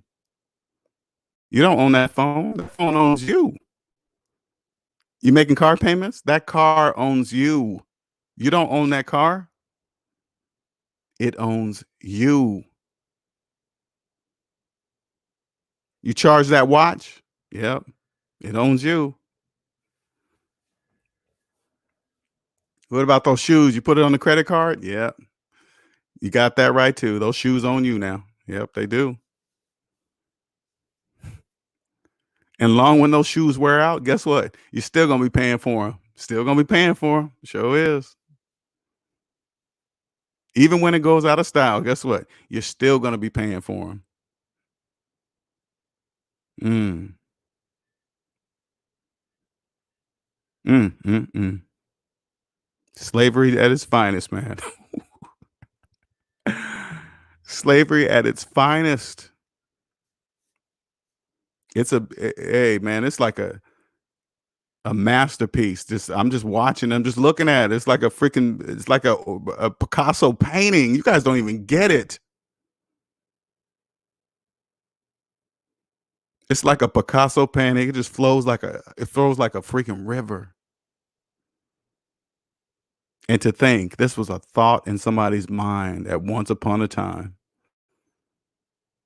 This is centuries ago. I'm not this nobody recent, nobody we're gonna know. You're not gonna I mean it's in the family, of course, but everything started from somebody. Somebody said, "Hey, I got an idea. What's your idea?" And then just made it happen. And I guarantee you, when this person or persons designed it, they knew in the long run they were never going to be able to see the fruits of their labor. They did they that's how far ahead they were looking. Like they knew they were going to see. Like man, they could calculate it. Yeah, you just do this, do that, do this, do that, and that will happen at the end, right? But they knew they wasn't going to see that. Then again, nobody really is going to know who's. But that's my point. I'm just saying in general, they knew. Let's say when they started it, it's big.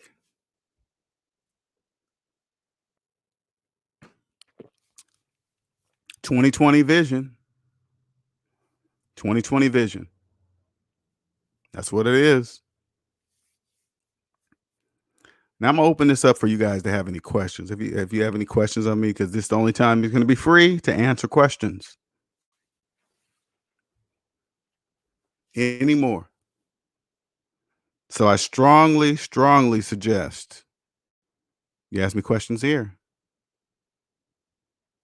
for free. If you think you're bad at math, you'll be bad at it. You will be bad at it. Bad at your own money. What's up, Yellow J? What up, LJ? SMB fan. Finally got a few minutes to drop in. Appreciate it.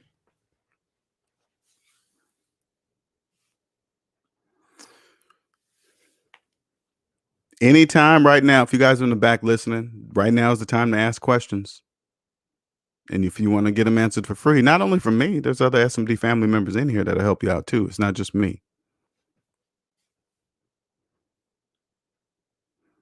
Steven says people are programmed to believe cash on hand is better than paying down mortgage, CC debt. That's why you hear people start the conversation with, I have this amount in my 401k and savings. They believe it's there too. They all believe it. They all believe they have money in their 401k. They believe the house is theirs. They believe the cars to match are theirs. They believe all that stuff that they charged is theirs. They really believe that. It really is an amazing system. It's amazing. It's an amazing system. It's all voluntary. None of it's mandatory. You choose to believe. You just choose not to believe math. And once you believe math, you'll be free. But until you do that, you'll never be free. It's really that the obvious is so obvious. 2020. And like I said earlier, when you have 20/20 vision, you clearly see that there are rules. I said it before. I don't know how to explain it. I don't really, but there's rules. Yep, you can't be here if you don't follow the rules. You got to follow the rules. And these are not rules that people in debt know. You guys don't know these rules. You can't see them. You're in debt. You can't see them. Don't try. Don't try to figure it out. You can't. Okay. As long as you're in debt and you believe in debt and debt's part of life, you can't see these rules. It's impossible for you to see. That's the only thing I can say to you. And if once you get out of debt, you will start to understand. Once you're out of debt, you'll understand that time is the most valuable thing on earth. You'll understand that. Once you get out of debt, you'll be like, oh, damn, it's time. Yeah, the most, another obvious thing. I'm telling you guys, it's all the obvious things. All you got to do is look in the mirror and say, hey, one day I'm going to be dead. Look in the mirror and say, hey, one day I'm not going to be here. I'm going to be dead. Wait a minute. That means time is the most valuable thing on earth. Then you're right. Ding, ding, ding. You got it right. Nothing trumps that. Nothing or no one. Nothing or no one trumps that. Nothing. Same thing in your personal life with time. The only thing that deviates that from you understanding that time is the most valuable thing on earth is feelings. Feelings.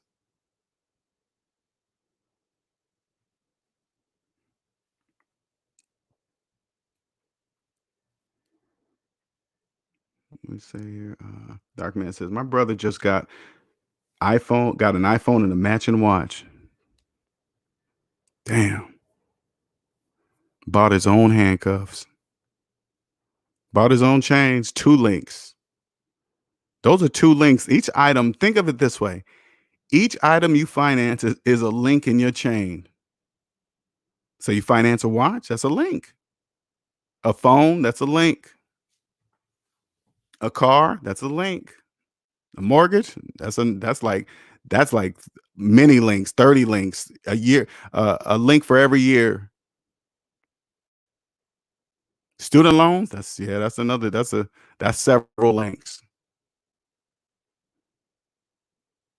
Hmm. 20/20 vision, man. I didn't, I'm gonna tell you guys, I didn't expect this to go this way. Reading this article, I'm just when it comes to me and I start to see things, it just comes out, and I'm explaining it to you. Okay, I'm explaining to you what I'm saying. It's just 20/20 vision. Those are clear. What I just explained to you are clearly links. There's no delusion to it. That's a link. Once you legally tie your Once you legally tie yourself to a depreciating object, that is a link that you signed up for. Why? Because you signed your name on that piece of paper. You said, as soon as you sign that piece of paper, you said, I'm legally binding myself to that depreciating object for however long, 84 months, 72 months, whatever you guys decide to. Like, let me give you another example. Slaves who finance Teslas, they really believe they're saving money on gas because it doesn't use gas. You know who's the only person that's saving money on gas? The person that buys the Tesla in cash. Not the person who finances it. They don't save money on gas. They're not saving any money on anything. Not even the car they're driving.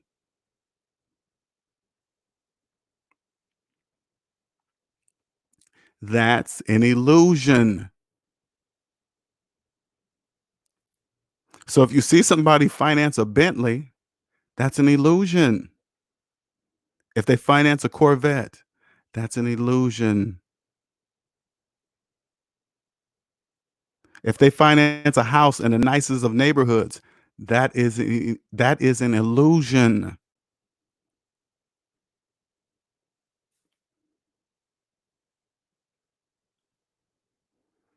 Gabriel says debt is slavery. Sharif, talking to Sharif. Oh, debt is a new form of slavery. No, it's been here. Debt has always been here. It's not new. It's not new.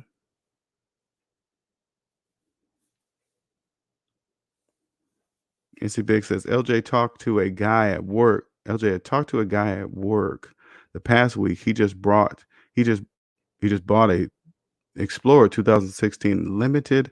I asked him how much he financed it for. He said I don't know, and he got that car last Saturday, and his payment is $460.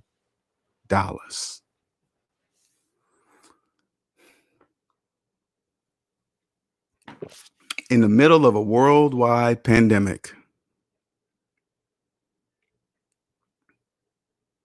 In the middle of a worldwide pandemic. Mm.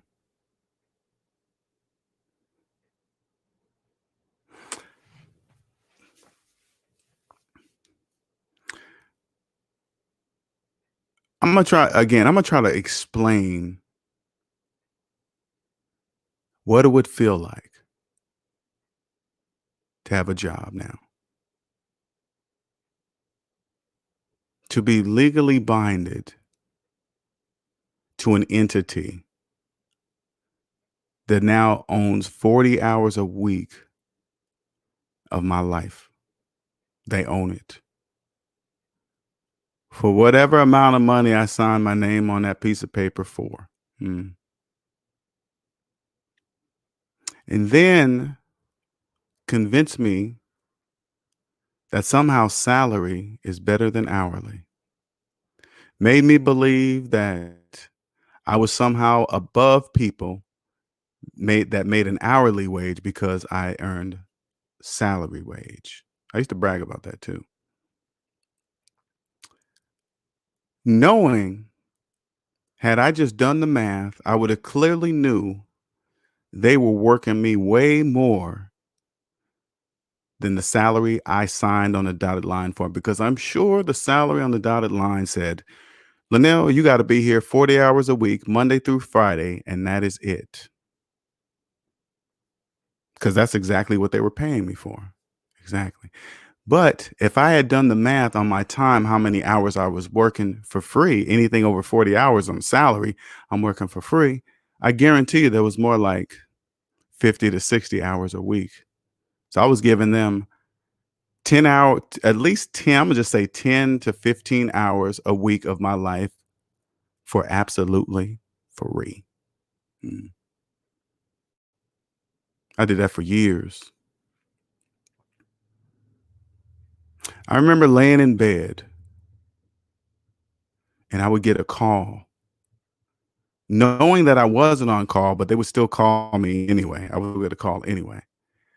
And I would wake up, pop up my laptop and do the job. But I remember inside of me, there was a feeling that was telling me, Linnell, this is not right. This is not right. I remember hearing that all the time. You know why it wasn't right? Because I was working for free. I didn't sign up for that. I didn't say you could call me anytime you wanted to. But since I allowed them to pay for my phone, I gave them permission because they were paying for my phone. So I believed I was saving money because my job was paying my phone, let alone I was giving them access, 24-hour access to my phone to call me. So that's why subconsciously, I validated them calling me all the time because they were paying for my phone. Knowing nowhere in my contract it said you own 24 hours of my life, because I wouldn't have signed anything like that. That would have been obvious. If they would have said, hey, buddy, if you sign this for the 40 hours work week, we're gonna own your life 24 hours a day, I would have said, are you crazy? That would have been too obvious. So they disguise it as salary and then you fall for it. Mm,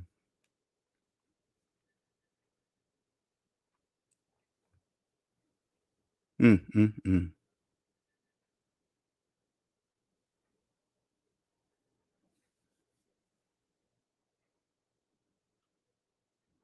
Lottery says, LJ, my cousin I told you about earlier, she was a bad history making payments on time. God forbid she misses 5 payments on the new home. It's a wrap. Oh, she's gonna lose it.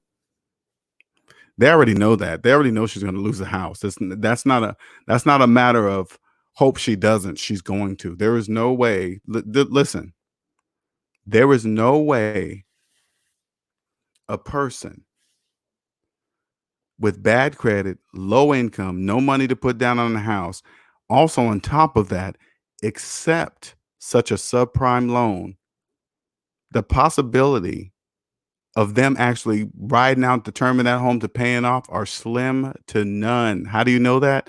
They had absolutely no money from the very beginning, and they don't even know that. Don't even know it. Don't even know it. That's why they don't even know why they're attracted to such subprime loans. They don't even know why they are. They just are. They're just like, hey, that's for me. Yes, it is for you. They don't have to go anywhere. They just put up those stupid statistics. Hey, you got 100,000 student loan, low income. We don't do no credit checks. They're like, hey, that's me. Let's do it. Mm.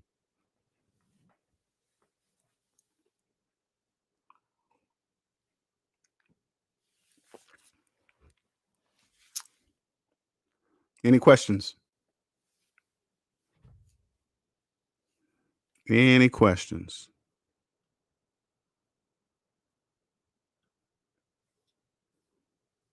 I know you guys are back there. You guys can ask questions. Don't be shy. Don't be afraid.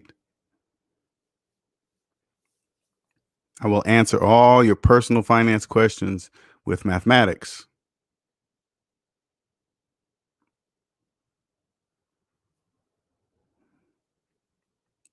That's the only time I'll be doing it for free.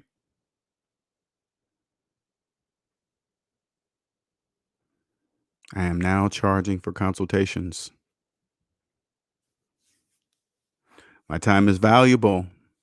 I've always known that. I've always known it. I help people know this too. I help people understand that it's not money, it's time. I help you realize it's time, not money. The only way you can experience what I'm trying to explain to you, you cannot have a job because that's impossible. You can't do that. You can't own the time in your life and have a job at the same time. That's impossible. You can't do that.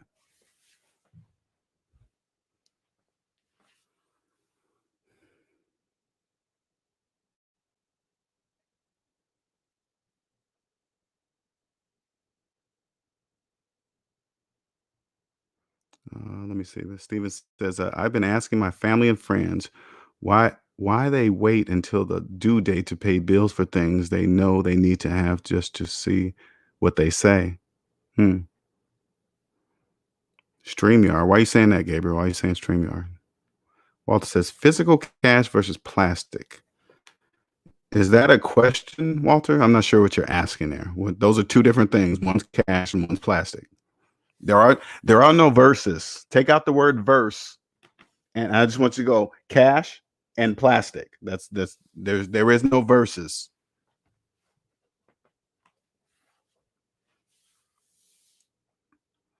Is Herb out car shopping? I don't know. Steven says, I said, why not just pay those bills off for a year? They will never understand that. Man, I don't think NACA is federally backed, which means no forbearance or other government offers. I got to read about that. Usually those type of loans are usually, I'm not saying that you're wrong or right, cause I'm just saying usually stuff like that, they usually let the government back, which AKA them, pay for that kind of stuff. Marcus says, I'm north of zero with a job, so I've got money but bankrupt on time. I like the way you said that, Marcus. I like the way you said that. That's cool. Yeah, I'm north of zero with a job, so I've got money, but yeah, you're right. And nobody would really even understand what you said, Marcus. I promise you. Break time. Hold up, you guys.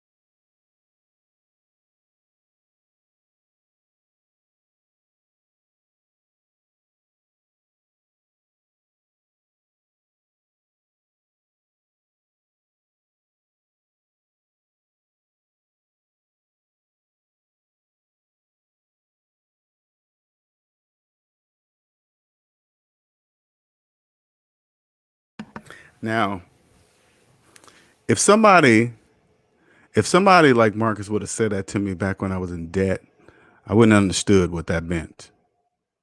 I would not have, because I would have known nothing but work or job all my life. And what I don't want, and I want people to understand something too. It doesn't matter if you love your job, if you hate your job. What I'm talking about is this. All I'm saying to you is this. If your time is obligated to an entity, that means you don't own it. You cannot understand what it feels like to own every single minute of your life, no matter how much money you make. It doesn't matter to understand the feeling that I'm telling you about. This is very important.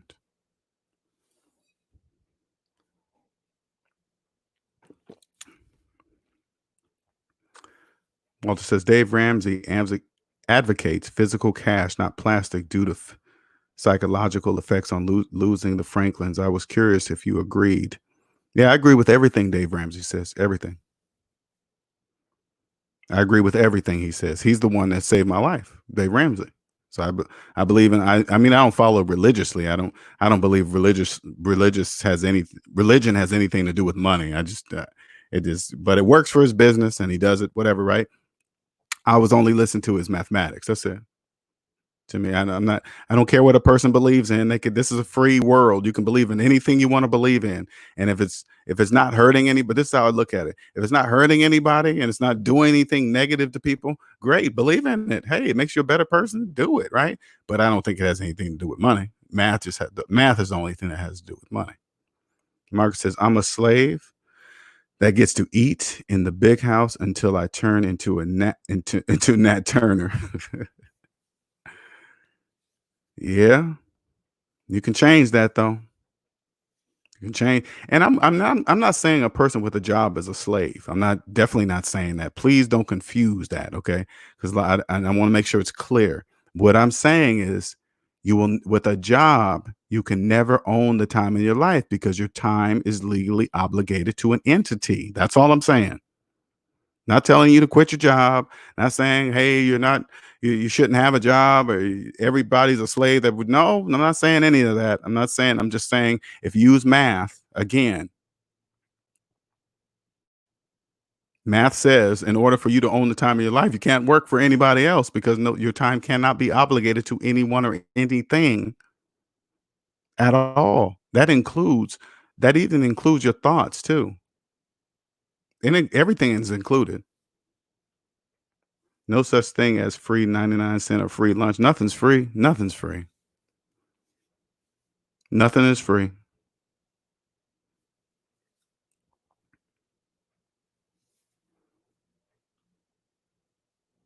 Any questions? Any questions? I know it started out with the article, man, but it's just so much bigger than that. It really is. It's bigger than that. And I want to help as many people that are ready to not live in fear anymore when it comes to money, thinking it's scarce and there's barely any and there's not enough and all this other stuff. Those are all illusions. Those are illusions. All you got to do is just get out of. All you got to do is get out of debt. That's it. Just get out of debt. You know, I think myself. I was so excited when I got out of debt. You know, I just wanted to help everybody. Hey, come. Hey, man, all you got to do is just do math, and you can. And then you even it. No, it doesn't matter how I explain it. This is the. Let me. I'm gonna tell you. Let me tell you guys something. Okay, when I talk to people that that used to call me for the free consultations, just by not only was I talking to them to get information to see how I can help them, I already knew which ones were going to follow the program. I already know. I already know. They don't know that. They don't know. There's no way they can know how I'm detecting this. They can't figure out, there's no way for them to say, "Oh, that's how he knows that I wasn't gonna do it." No, you'll never know because you're in debt. You can't see what I can see. You can't hear what I hear.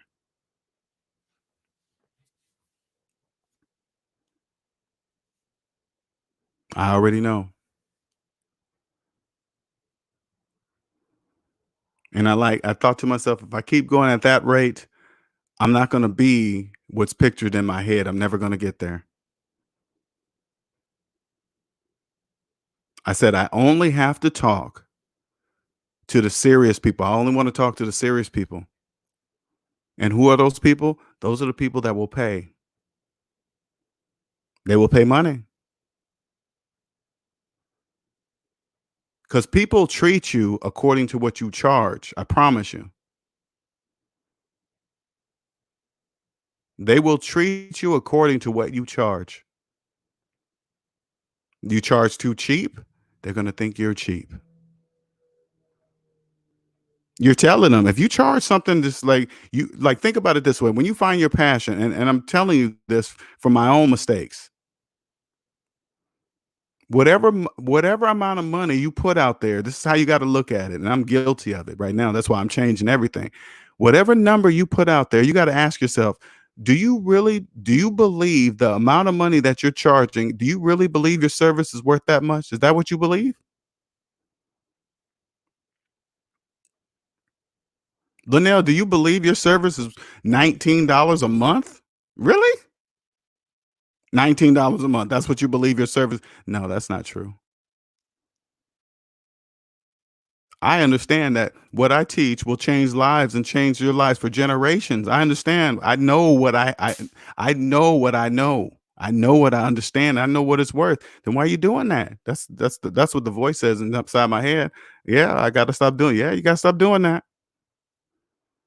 Because they're gonna look, slaves are gonna look at that price and think, oh, he ain't nothing. Look what he's charging. Yep, exactly. You're Linnell, you are getting the exact response of what you're saying that you're telling the world right now. That's what you're telling them.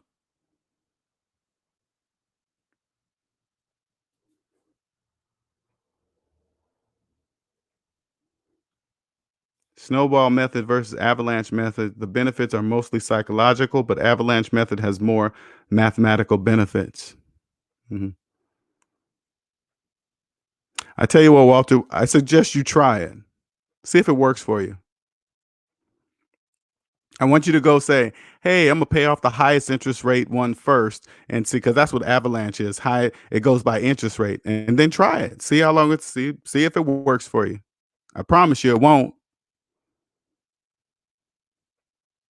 I know people in debt think that, but they don't really understand that. It's not interest rate is not a person's in debt problem. It's debt. It's not interest. It's debt.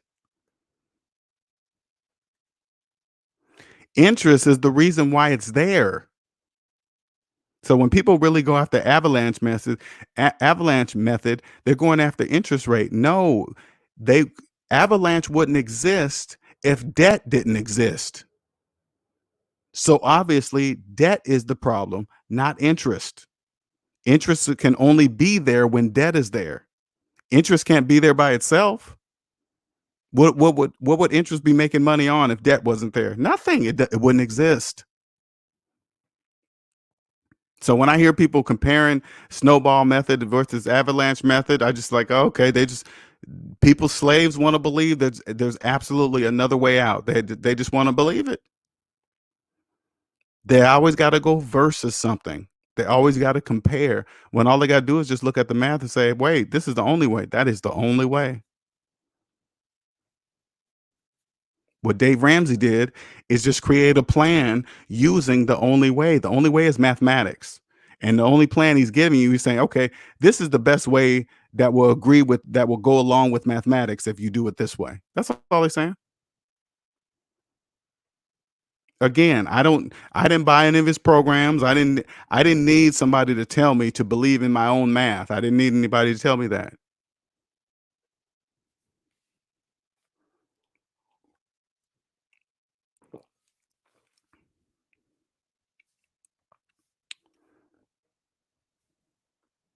Steven says, this week I went through the process of paying off all my utilities for the remainder of the year. Cool. I got only pushback from Netflix, so I have to buy a NF card to pay off the year.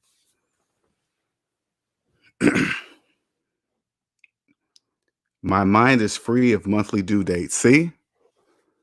I want you guys to understand. I want you guys to see this. Listen to what Steven's saying because you're in debt. You believe monthly due dates are normal. Steven said, my mind is free of monthly due dates. You will never know that unless you get out of debt. There are no due dates. I've been trying to tell people this. There are no due dates to keep track of anymore. There are none. I mean, you probably now the average. What about your rent? What about you? I'm not talking about the things that keep me alive. Okay, I'm not talking about things that I will die from, housing, food, stuff like that. I will die. Not no, no I'm talking about things that I don't need that I will not die with from if I didn't have it. And I'm not even saying I don't have it. All I'm saying is that I don't have the payments for it. I still have a car, I still have a house, I still buy gas, I still do everything, but I own everything. I don't have a monthly car payment to keep track of because it doesn't exist.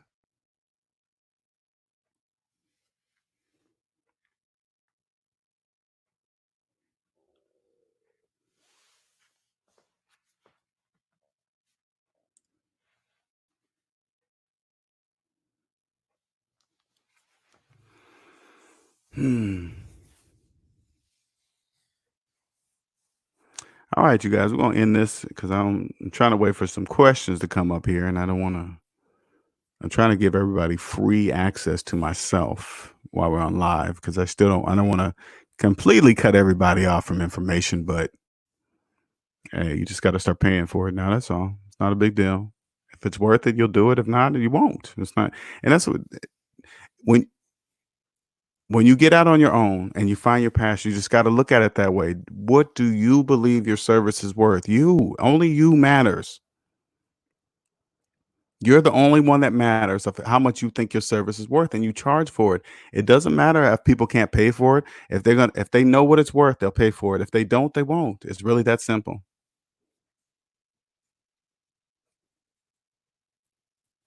What you guys seen me do, that will never happen again. I promise you, never. That will never happen again. I still make mistakes too. I'm still learning, but that will never happen again. I promise you.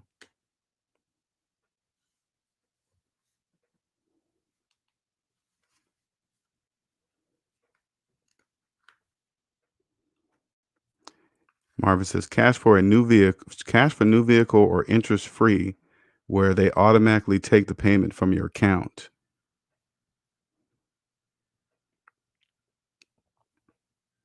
Cash for new vehicle or interest free. See, and Marvin, I want you guys to see what you're comparing. This only slaves compare things that there is no or. You buying a car cash or you're financing it. That's it. The what you're putting a new vehicle, you you own the car cash, or you're choosing that. I guess there is a or you're choosing to finance it. Those two together, cash is better than anything. It's you're not winning if you go finance because now whatever this you got to remember. As soon as you sign on the dotted line, you're signing a contract. With cash, you're just buying it and you're leaving. You're not obligated. So now for the next 5 years of your interest-free life or your interest-free loan, you have to follow a set of rules now. Now you're a slave. You have to follow in order to fulfill this contract, whatever's in it. I'm sure it's a million things in it that you better follow those rules or the contract is void by you. You can't. Nobody can predict what's going to happen within the next 5, 6, 7 years of their life. Nobody can predict the future. Not even you. If you sign a contract, you're predicting the future. You're saying, "Hey, I'm going to have this money that I'm about to promise to the bank for the next 84 months. I'm going to have it." You don't know that. You have no idea. Especially say like you signed a 5 year lease in 2019 or 18. You had no idea what this was going to happen in 2020, right? Nobody knows. If you had if you had paid cash for the car, guess what? It wouldn't have 2020 wouldn't have mattered because you wouldn't have car payments.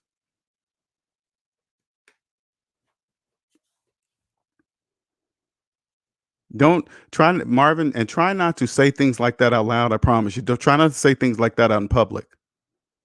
Because only slaves compare things thinking it's the same. Cash is not same. Cash is not the same as a legal contract. That's not the same. Dilo says, I appreciate the value that you are giving for free. Very helpful. It has opened my eyes. Thank you, Dilo. Much appreciated. That's what I'm here to do, honestly, Dilo. That's why I do these lives for free. That's why I do so many hours. I get a comment every now and then. Why are your lives so long? Why are you? Hey, it's not for you. If you're complaining about the length of my videos, right? That means it's not for you. It's not my videos. It's you. They are actually telling me, trying to come and tell me I should shorten my videos. No, it just doesn't resonate with you. It's not my video. It's you. You like 10-minute videos or 30-minute videos, whatever's in your head. You go find those videos. There's millions of them out there. Why are you stopping here? They don't even know why they're stopping and watching my videos and complaining about they're too long. What are you talking about? Then why are you watching it? They don't even know why they're watching it. They're watching it because it's something that they've never seen before. That's why they're watching it.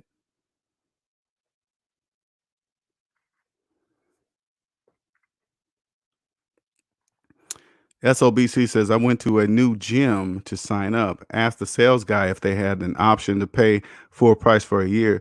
I should have seen the look on his face. He was disappointed. I ended up paying for the full year. Oh, yeah. He was totally disappointed, I'm sure, because he makes no profit. None. He ain't worried about that, though. A lot of people ain't going to walk in saying that anyway. There's too many slaves. They don't know about that. Any questions? Now, usually 3 hours is my max. Okay. So I'm at 2 hours, 36 minutes. All right. 3 hours is the max, are the max. Any questions? Now is the time to get some answers for free. Now is the time. Now is the time.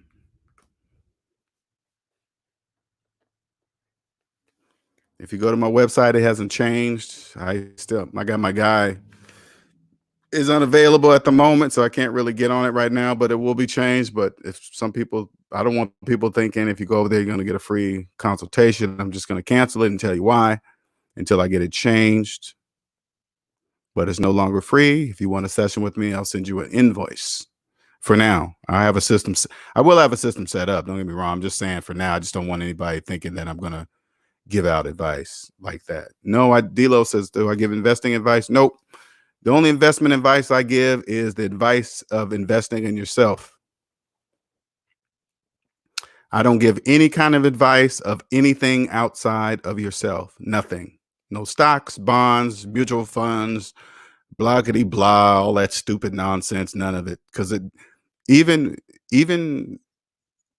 none of that exists for you. If you're in debt, don't worry about investment. Don't worry about stocks and bonds, life insurance, uh, whatever. You have no money. It doesn't matter. It doesn't matter how you feel about it. You just don't have any money to buy any of that, right?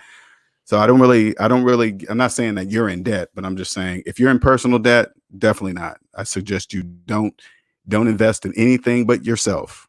Okay. That's the best. There is no return. There is no return higher outside of yourself. I promise you. All the interest that you're paying while you're in debt, I promise you, there's nothing outside of you that's going to get rid of that faster than you.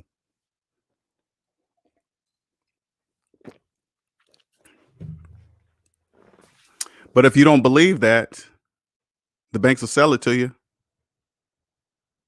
They'll sell you away faster out of debt. They'll sell it to you. People, people in debt, slaves don't even really understand that. Wait a minute. You mean I got to go deeper in debt to get out of debt faster? Yeah, just sign here. And they just sign there on the dotted line. It's whatever. Hey, only 2.9% on that on a 84-month car loan. I'm saving money, right? Yeah, yeah. Just sign here. You're saving money. Yeah, yeah, yeah, yeah. Sign here. Just sign here, slave. It's just, oh man, they do you. Ooh, they do you slaves so dirty, man. They just they, like, listen, slaves. You don't save money on anything you finance. Nothing. You don't. You don't save money on things you finance. Okay. Oh man, the obvious man. It's just oh. Mm, mm, mm,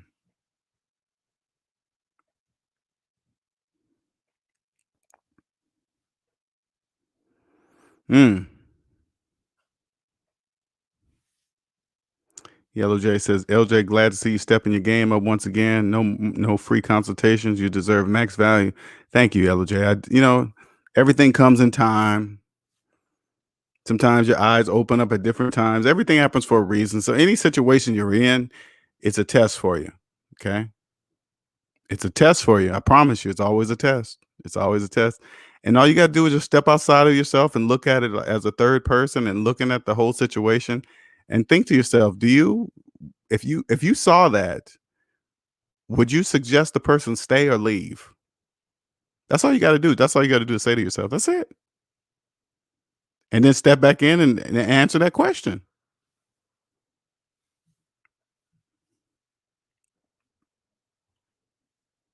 Gabriel says, have a great day. Hope your business will grow. Oh, yeah. There's no hope, and it is. There is no going back.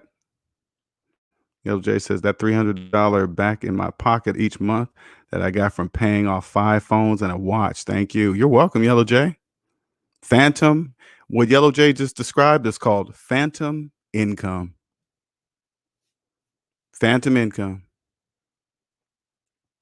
Not not saying, hey, I just saved $300 on that. Now I can go and afford a $300 payment. No, that's not no. A lot of slaves do that. They'll think they're saving money somewhere else, and then they'll say, "Oh, then now I got enough for a different kind of payment." That's what slaves do.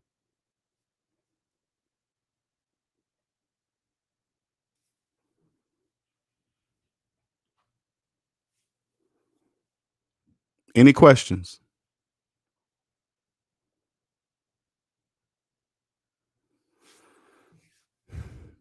Any questions? Get them while they're free. You got about 20, 15, 20 minutes left. Get it while it's free.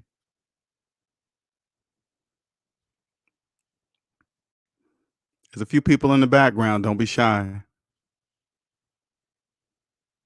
Don't be shy. Don't be nervous. First step is to admit that you're in debt. Once you admit that you're in debt, hey, that's step one.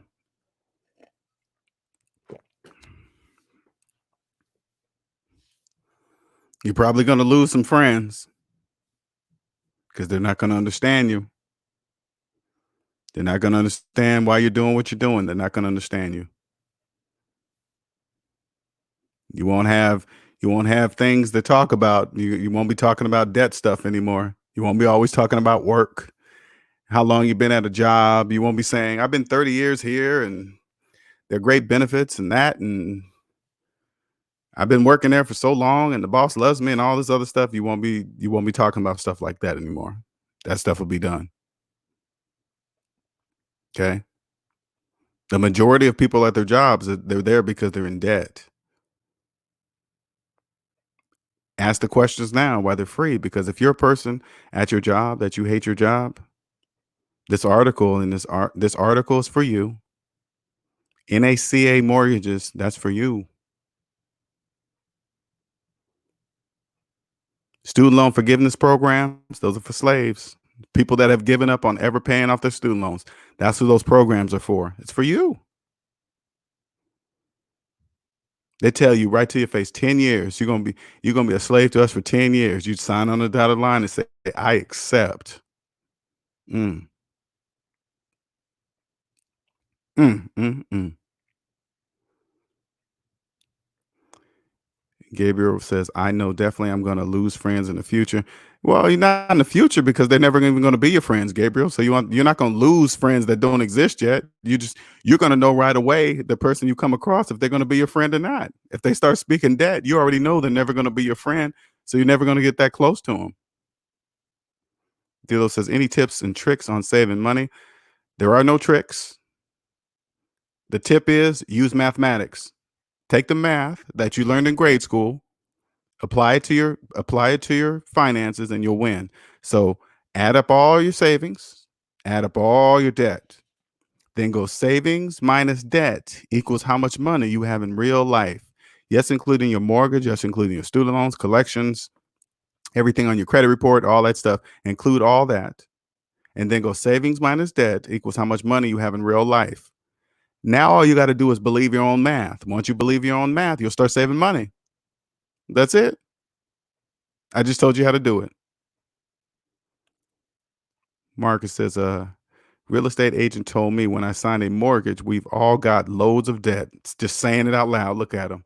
We all got loads of debt and probably will die, and probably will for life. Look at that. Just saying, I'm going to translate. Hey, we have debt and we're going to be this way for the rest of our lives until we die. Accepting of being a slave. Accepting. They say it out loud. That's just how life is today. That's just the way it is. Forget about the mortgage amount and just enjoy your house. Yep, exactly. Just forget about it, slave. They don't that and Marcus, trust me, that agent, that real estate agent, they don't know what they're saying to you. They're just repeating a phrase that they've been taught. They don't even know that they're saying that. Everybody has loads of debt. No, they don't. I don't have any debt. What are you talking about? You're probably going to have it for life. No, I don't have any. So that means I'm not going to have it for life. What are you talking about? Enjoy today. Life is it's just about, that's just how life is. Whose life? Your life? Not my life. Forget about the mortgage and enjoy the house. Enjoy your house. That's not my house. What are you talking about? I have a mortgage. That's not my house. I can't enjoy it unless it's mine.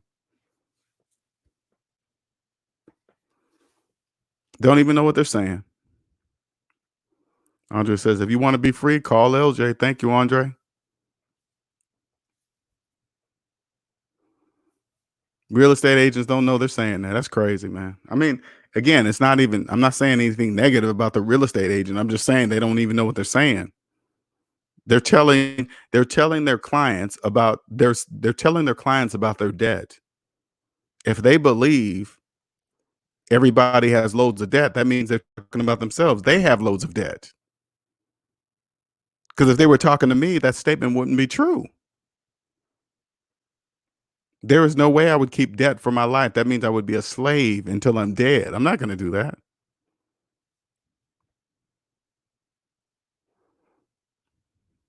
Debt is strong. You're right, Gabriel. Marcus says, lucky I got out of that mortgage. Thank God, man. Get out of debt and you can buy a house for half the price from somebody in debt. Just wait for a foreclosure, for a tax lien. They're all in debt. Just all you got to do is just wait. Just wait for a foreclosure, tax lien, home. There's about to be millions of them coming up. There's about to be millions of foreclosures. Evictions are already starting right now. It's going to be more. There's no jobs. Just wait. All you got to do is just wait.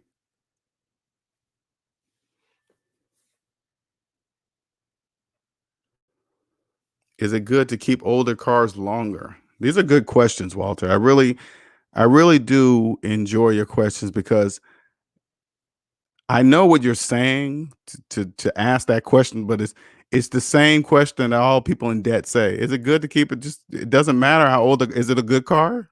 Then keep it. When you're out of debt, older cars run just as good as good cars. You know why? Because you always have money to have it fixed. If you have an older good car, say for example, the engine goes out on it, right? Most people will say, oh man, I'm gonna trash that car, and then they go finance a $30,000 car when they could have just went back. Hey, how much is the engine to replace this car? Oh, just 5,000, 4,000. But they go and finance 30 when they can get a brand new engine in their the car they really understand and know for $4 or $5,000. That doesn't even make sense.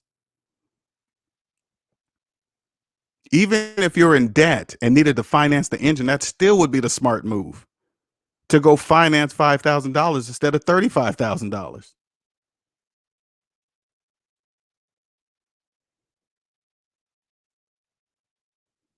So when you say an older car, miles on a car doesn't. I don't care how many miles are on my truck. If the engine blows, I'm just going to put another engine in it. It won't matter when, because I will always have the money for it. It doesn't matter when it goes. I don't care when it goes. When it'll just be. I just hope it don't go in the wrong time. But other than that, it won't. If I'm on the side of the freeway or something like that, whatever, right? But when it goes, it's going to go, and then I'm gonna have it replaced with a new engine. But the likelihood of that ever happening before I will actually know that it's about to go out, highly unlikely. I'll have signs to know that my engine is about to go.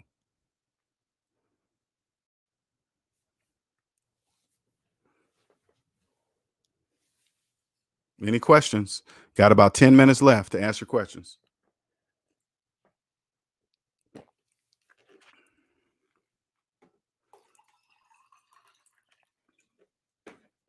Any questions?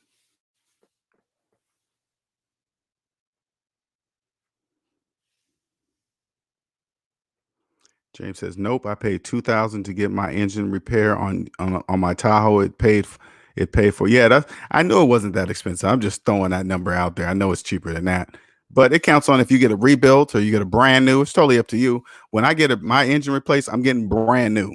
I'm not saying if you got yours rebuilt and then I'm getting a brand spanking new engine from GMC, Chevrolet, or whoever, brand new.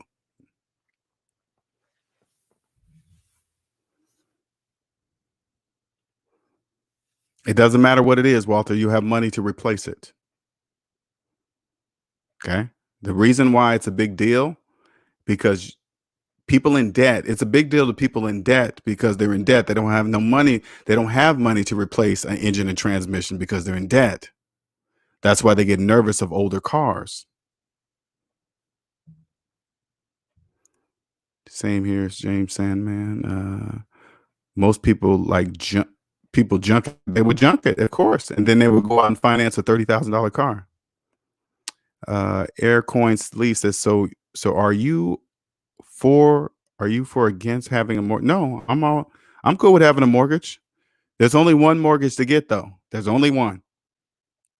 And for those of you that are listening in the room, I'm not against mortgages. If you need a mortgage, I want you guys to understand there is only one mortgage to get. The best one in the United States of America and nothing less. If you cannot get the best mortgage in the United States of America, you're not ready for a house. Let me say that one more time. If you cannot get approved for the best, absolute best mortgage in the United States of America, you're not ready for a house. You're not ready.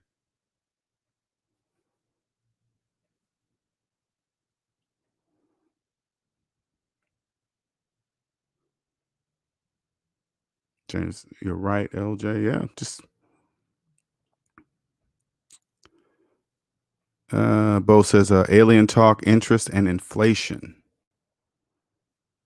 What, are you telling me something or are you asking me something? I'm not sure what you're saying there. Alien talk, interest, and inflation. Oh, just talking about it's alien that when I'm talking or what? Any other questions? You guys got about 8 minutes. Any other questions?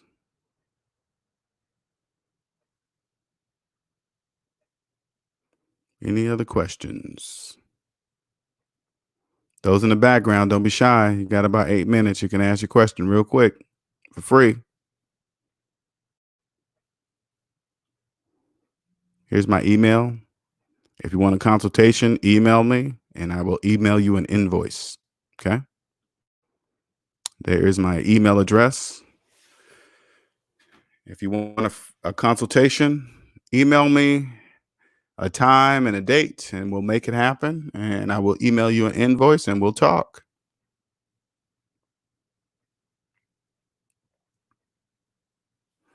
Any other questions? Six minutes, Dougie Fresh, you're on. Sorry, that's really, really old. I don't want to tell you guys my age by even saying that. So that kind of dates me when I say stuff like that. Any other questions?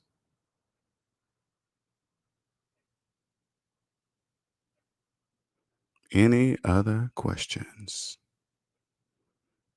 Members only, I might have something for you tomorrow at 6 p.m., but I'll make the announcement. We'll get deeper into the talks in the members only.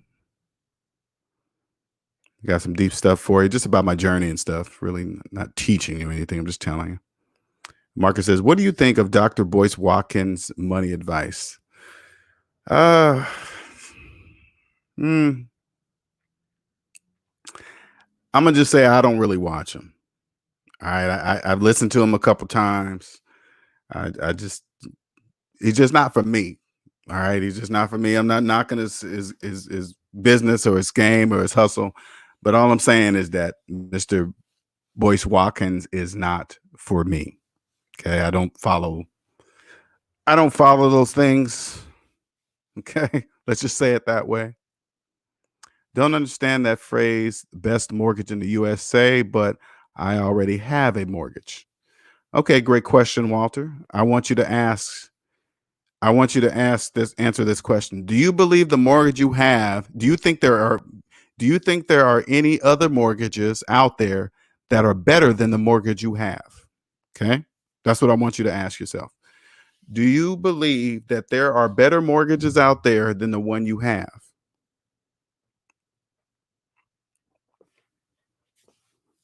And what I mean by the best mortgage in the United States of America, exactly what it says. Whatever the best mortgage in the United States of, it's not really, I'm not saying anything encrypting or anything. I'm just saying whatever the best mortgage is in the United States of America, because there is one. Do I know what it is? No, I'm just telling you there is one. It does exist. Okay. It does exist, right? Whatever that one is, you go and apply for it. And if you don't get it, that means you're not ready for a house. If you do get it, that meant you're ready. The banks will the banks are not evil. They will tell you. Hey, when you walk into the bank and you know about money, they already know that you're not going to accept anything less than the best. They already know that. How do they know that? They just look at my credit report. They'll see that I'm not in debt. They'll just look at my credit report and say, "Oh crap, he knows. Okay, we can't even offer him anything less than the best mortgage in the United States of America because he obviously doesn't even want to be here. This is like because of his age or something. They're gonna know there's when I walk in the bank and get a mortgage, they're gonna know they are my absolute last resort. They're not my first choice. The bank is my last choice. They're going to look at my credit report and know that I tried everything, every single other option before I came there. So they're not going to offer me anything less than the best because I don't even want it in the first place. I'm there because I have to, because time is not in my favor right now.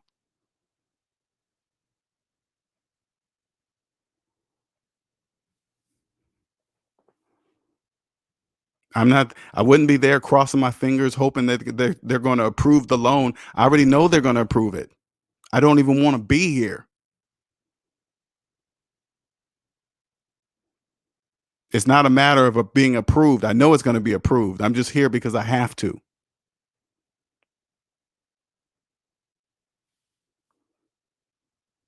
Any other questions? You guys got about 2 minutes.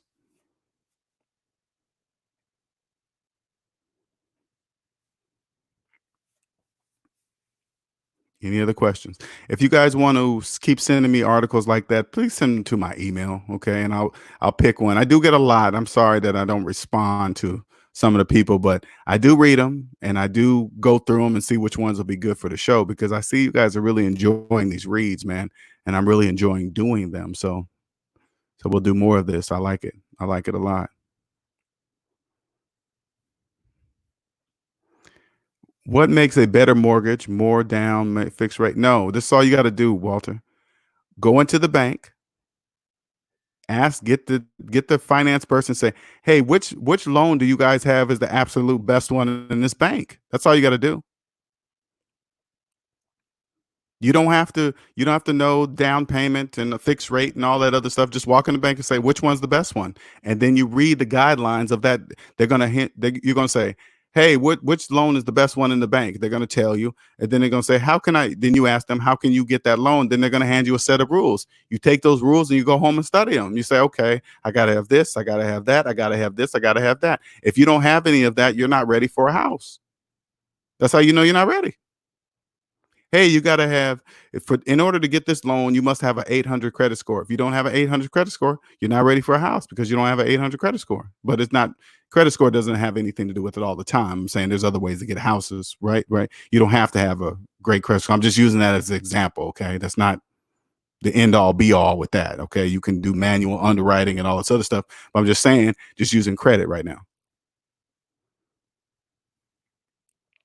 All right, you guys, we're gonna end this. That's 3 hours. I appreciate you guys all jumping in. Appreciate it. Again, there's my email. If you want a consultation, send me an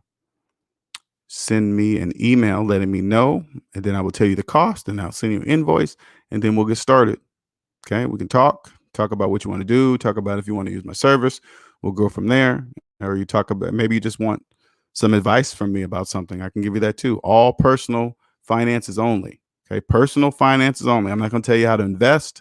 I'm not going to tell you to invest in anything. Any only investing I'm going to tell you about is investing in yourself. That's it. Nothing outside of that. Okay. All right.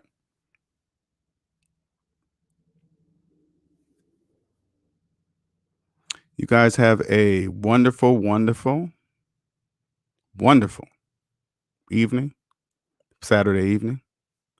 Thank you, Cosmic, for everything. Thank you, everybody that joined.